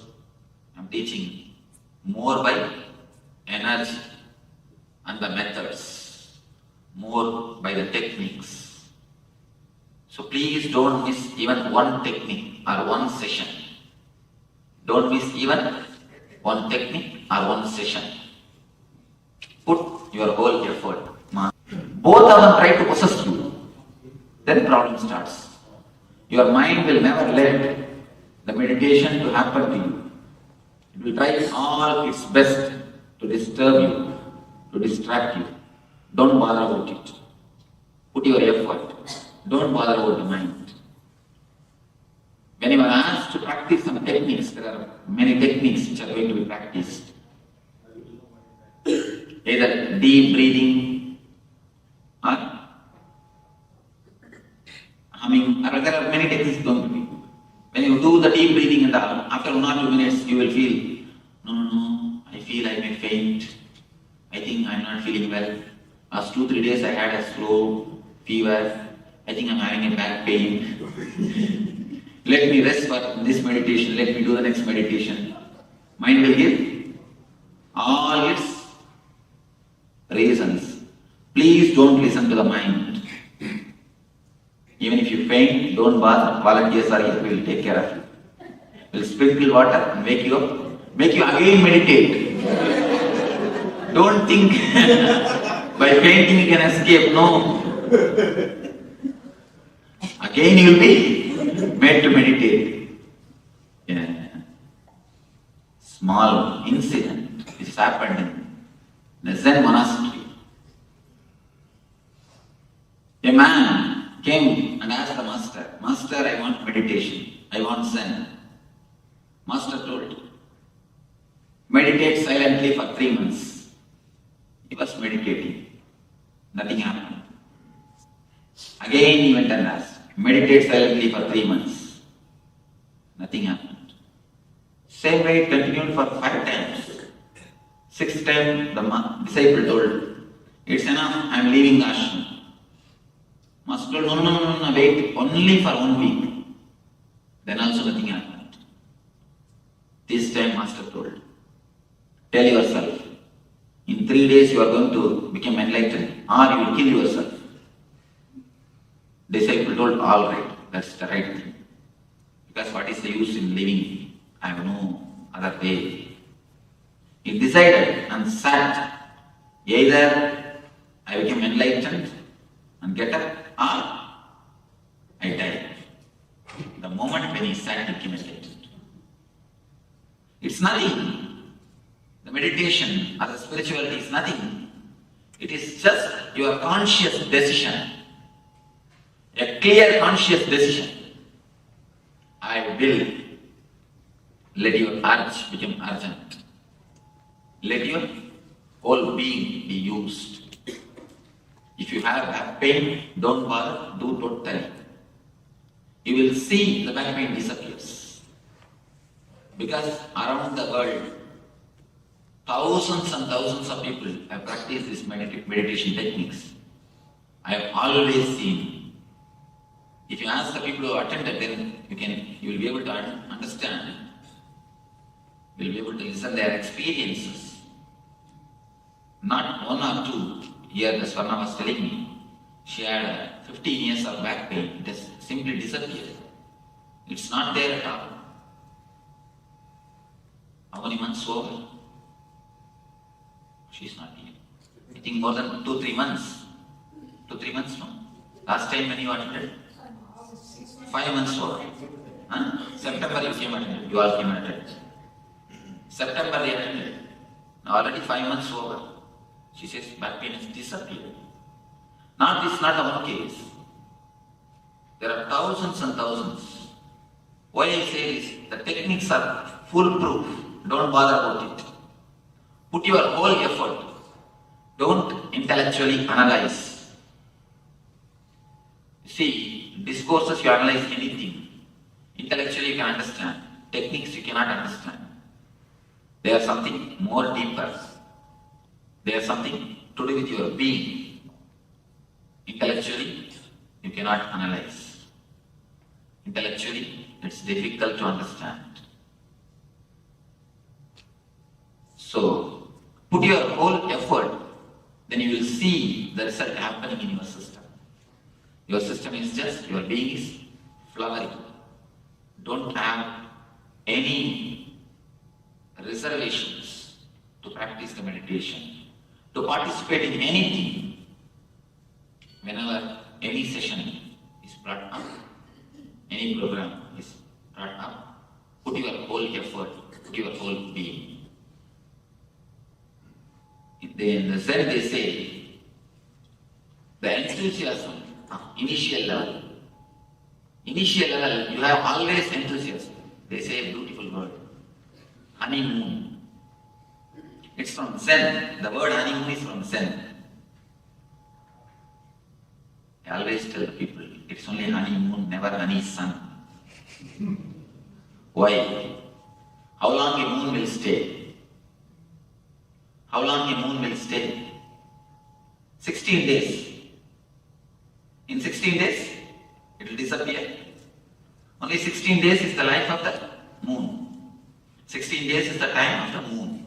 Of course, for us, 16 days is the time. The emotion also will stay only for 16 days. That is why it is honeymoon, never the honey sun. They say the moon of the enthusiasm of the honeymoon, the initial enthusiasm. Anything when you start, you have a tremendous enthusiasm. Kids, when they go to the school, initially they will have a tremendous enthusiasm. Do everything with that enthusiasm, with that excitement. Do everything, try with everything, with that excitement, with that sincerity, with that effort. 2-3 more things. A small story from Zen. Once a king went to see the Zen master. He sent his visiting card through a disciple to the master. The card says the name of the king and below Governor of Japan. When the card was taken to the master, I have no business with such a fellow, send him back. The master sent the card. When the card was brought back to the king, he realized his mistake, took a pencil, erased the word Governor of Japan, sent the same card with only his name. When the card was taken to the master again, oh, he said, this man, bring him here, I'm waiting to see him. When the card was sent, his name and the title, Governor of Japan, master was not ready to see him. When the card was sent only with his name, master says, bring him, I'm here to see him. So when you carry your title, you can't have Zen, you can't have meditation. Wherever we go, we carry our visiting card. Never think visiting card is this size. Visiting card is holding size, actually. We are carrying it on our head. That is why wherever we go, we get the blows. You continuously carry your titles on your head. Just for these 2 days, please keep your titles where you leave your shoes. Keep your titles where you keep your shoes. Keep your mind, keep your worries, keep your titles where you keep your shoes. I can be sure they will be there. When you go back, you pick it and go. Your shoes may be lost, but never your titles. Because your shoes will be useful for somebody else, but never your titles. Never your mind. Your shoes may be useful for somebody, but your mind will be useful for nobody. So don't bother. Leave them where you leave your shoes.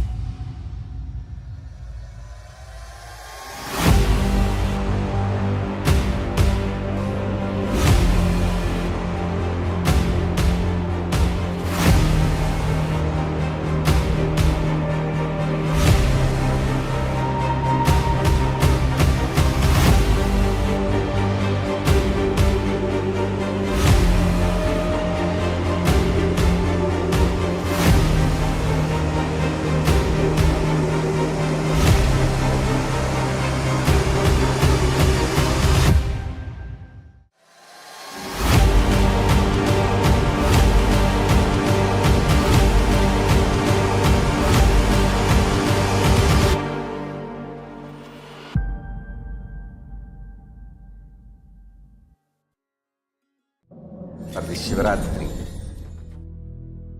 meditate on this light, intense light, which makes you feel very pleasant in the body, and that heat which is very pleasant. And I tell you, when you meditate on this light and this heat pleasant, you just lose sleep on that Shivaratri night. You become awake. That is what is the real context of not sleeping on that night.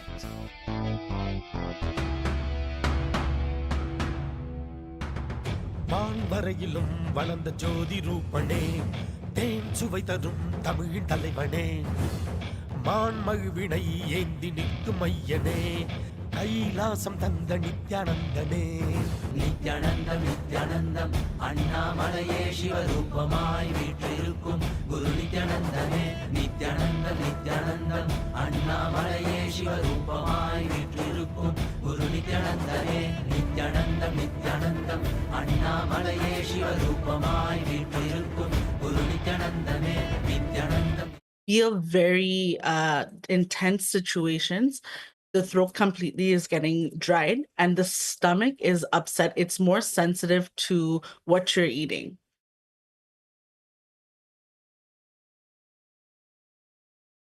Yes. Yes, I do know I do have trouble expressing myself in certain situations. And if it gets a little too intense, I won't, talk or say what's going on. I'll just kind of be quiet and wait for everything to settle down. So one of the things that Somji's showing, there's two places. One is on your right side of your chest when you're feeling this tension. So whether you're speaking to somebody, what Samji is showing as a situation is when you're speaking to somebody who you feel intimidated by, putting yourself less than, there's a strong chest pain that comes on the right side. And the other thing is a lot of heat in the stomach. So you will feel that kind of upset motions that come.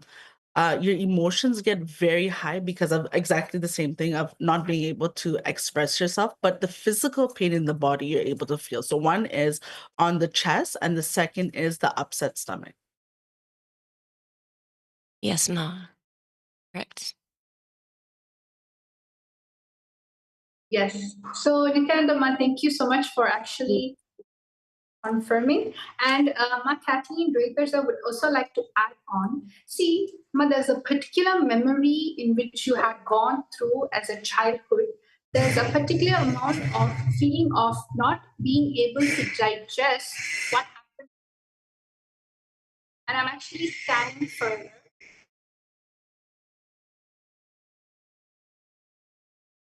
There's actually a situation in your life where you felt like nobody could hear what you want to express. Many times you're actually a very expressive person, but you feel like nobody is ready to listen to what you have to say.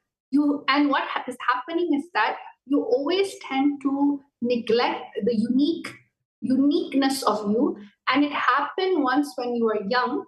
I think you were playing with what third eye was showing. You were surrounded with many little girls, like it looks like friends or maybe family, like cousins, something that whom you feel very close and dear to. And when you were expressing yourself and you were playing,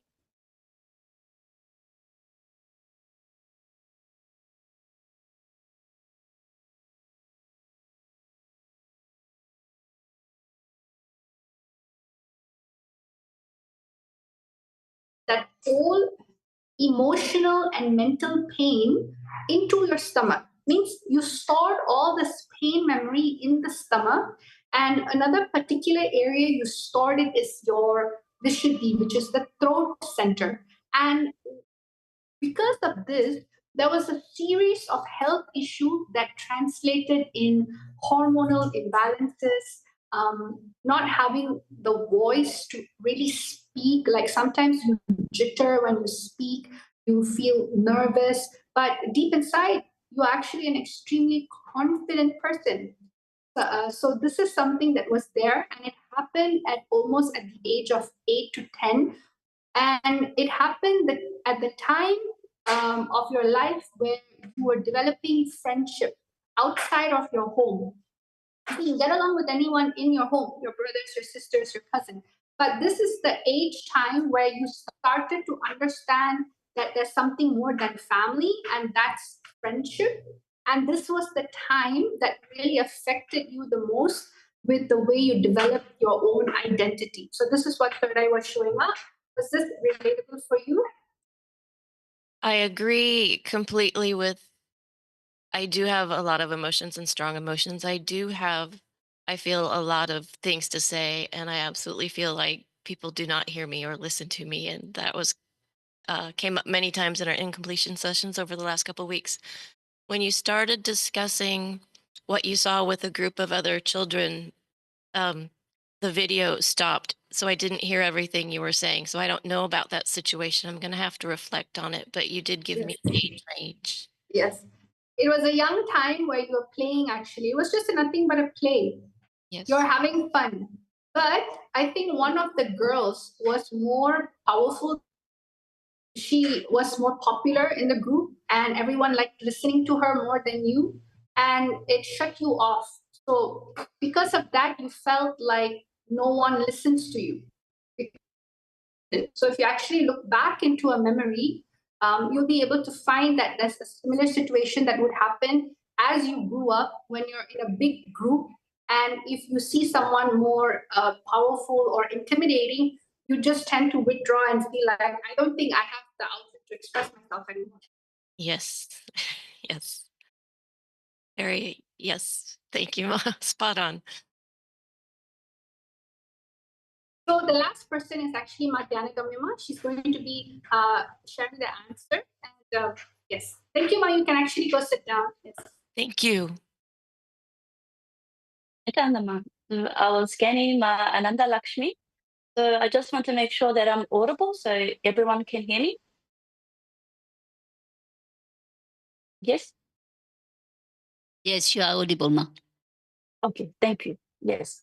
So first, what Swamiji was showing me in the third eye was that I am seeing pain in the middle of your spine, which is connected to incorrect posture. So when the spine is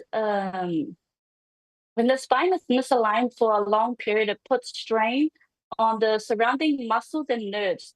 So it creates stiffness and discomfort. So this is also linked to energy blockages, which can affect overall well-being. The next thing Swamiji was showing was that there was a past surgery in the fallopian tubes, and the body may be still holding onto residual tension or scar tissue from this, so which can impact circulation and reproductive health. And another thing that was shown was knee joint pain. So with this, it also suggests a Vata imbalance where there is dryness and a lack of nourishment in the joints, which is leading to the discomfort and stiffness. Okay. And then next thing is heaviness in your respiratory area. So particularly in the lungs, also there may be some kapha accumulation, making breathing feel heavier, right? So then the next thing that also was shown in the third eye was that your mind is very active with continuous flowing thoughts. So also that is there creating restlessness and a feeling of mental fatigue. So this was what's shown in the third eye. I just would like to check if you relate to any of this now. I don't really understand, Ma, because from what you said, there is nothing to which I can with which I can cognize. I have no pain in my back. I indeed have some pain in my left foot because some months ago I injured my foot badly in the stairs. It's getting better, and didn't hear so well, but from what I heard, there is nothing to which I can cognize. Oh, okay. No issues. No issues. Yes. So thank you so much, Ma.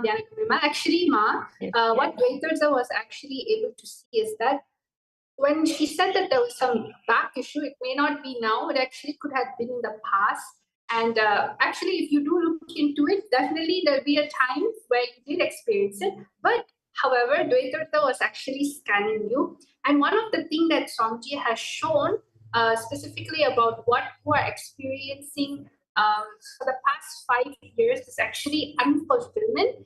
And it has something to do with the crown center, the head. And this is where we store all the parts of us that we feel there's nothing in this world that can make me happy. See, for example, if you get a phone, you'll feel, oh, yes, okay, it's a phone. What is there? You feel unfulfilled about many things. Actually, there's no problem in your life. Even the relationships we have, the health, the relationship, the money, all of this is happening because you feel there's no purpose. So you feel unfulfilled because there's no deeper purpose of what you have to do. And because of that, I was able to see that the way your nervousness is happening, it's the body, the way your body is reacting, it's actually causing you to feel a lot of, how to say this,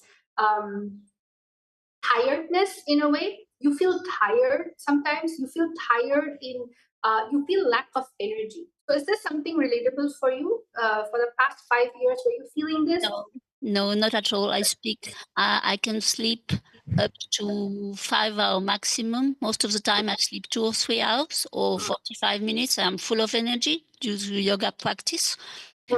Regarding the back, it's true that when I was 7 years old, I developed a scoliosis, which does not exist anymore, but it was after surgery due to the fact that I was a premature child, but it's no longer there.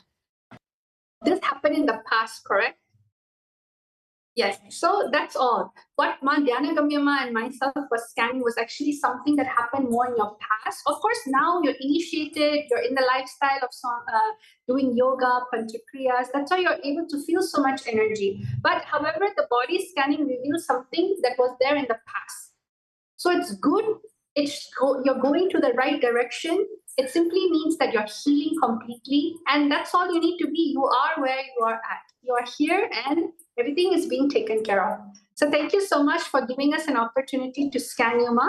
Nityananda. Yes. Thank you, Nityananda. Thank you, Nityananda.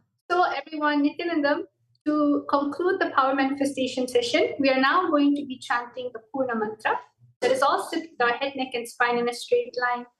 Om Purnamada Purnamidam Purnat Purnamudachyate Purnasya Purnamadaya Purnamevavashishyate Om Shanti Shanti Shanti Hari Om Tat Sat Sarvam Bhagavad Shri Nityananda Paramashiva Padaka Paramastu Om Nityanandam Nityanandam. Thank you.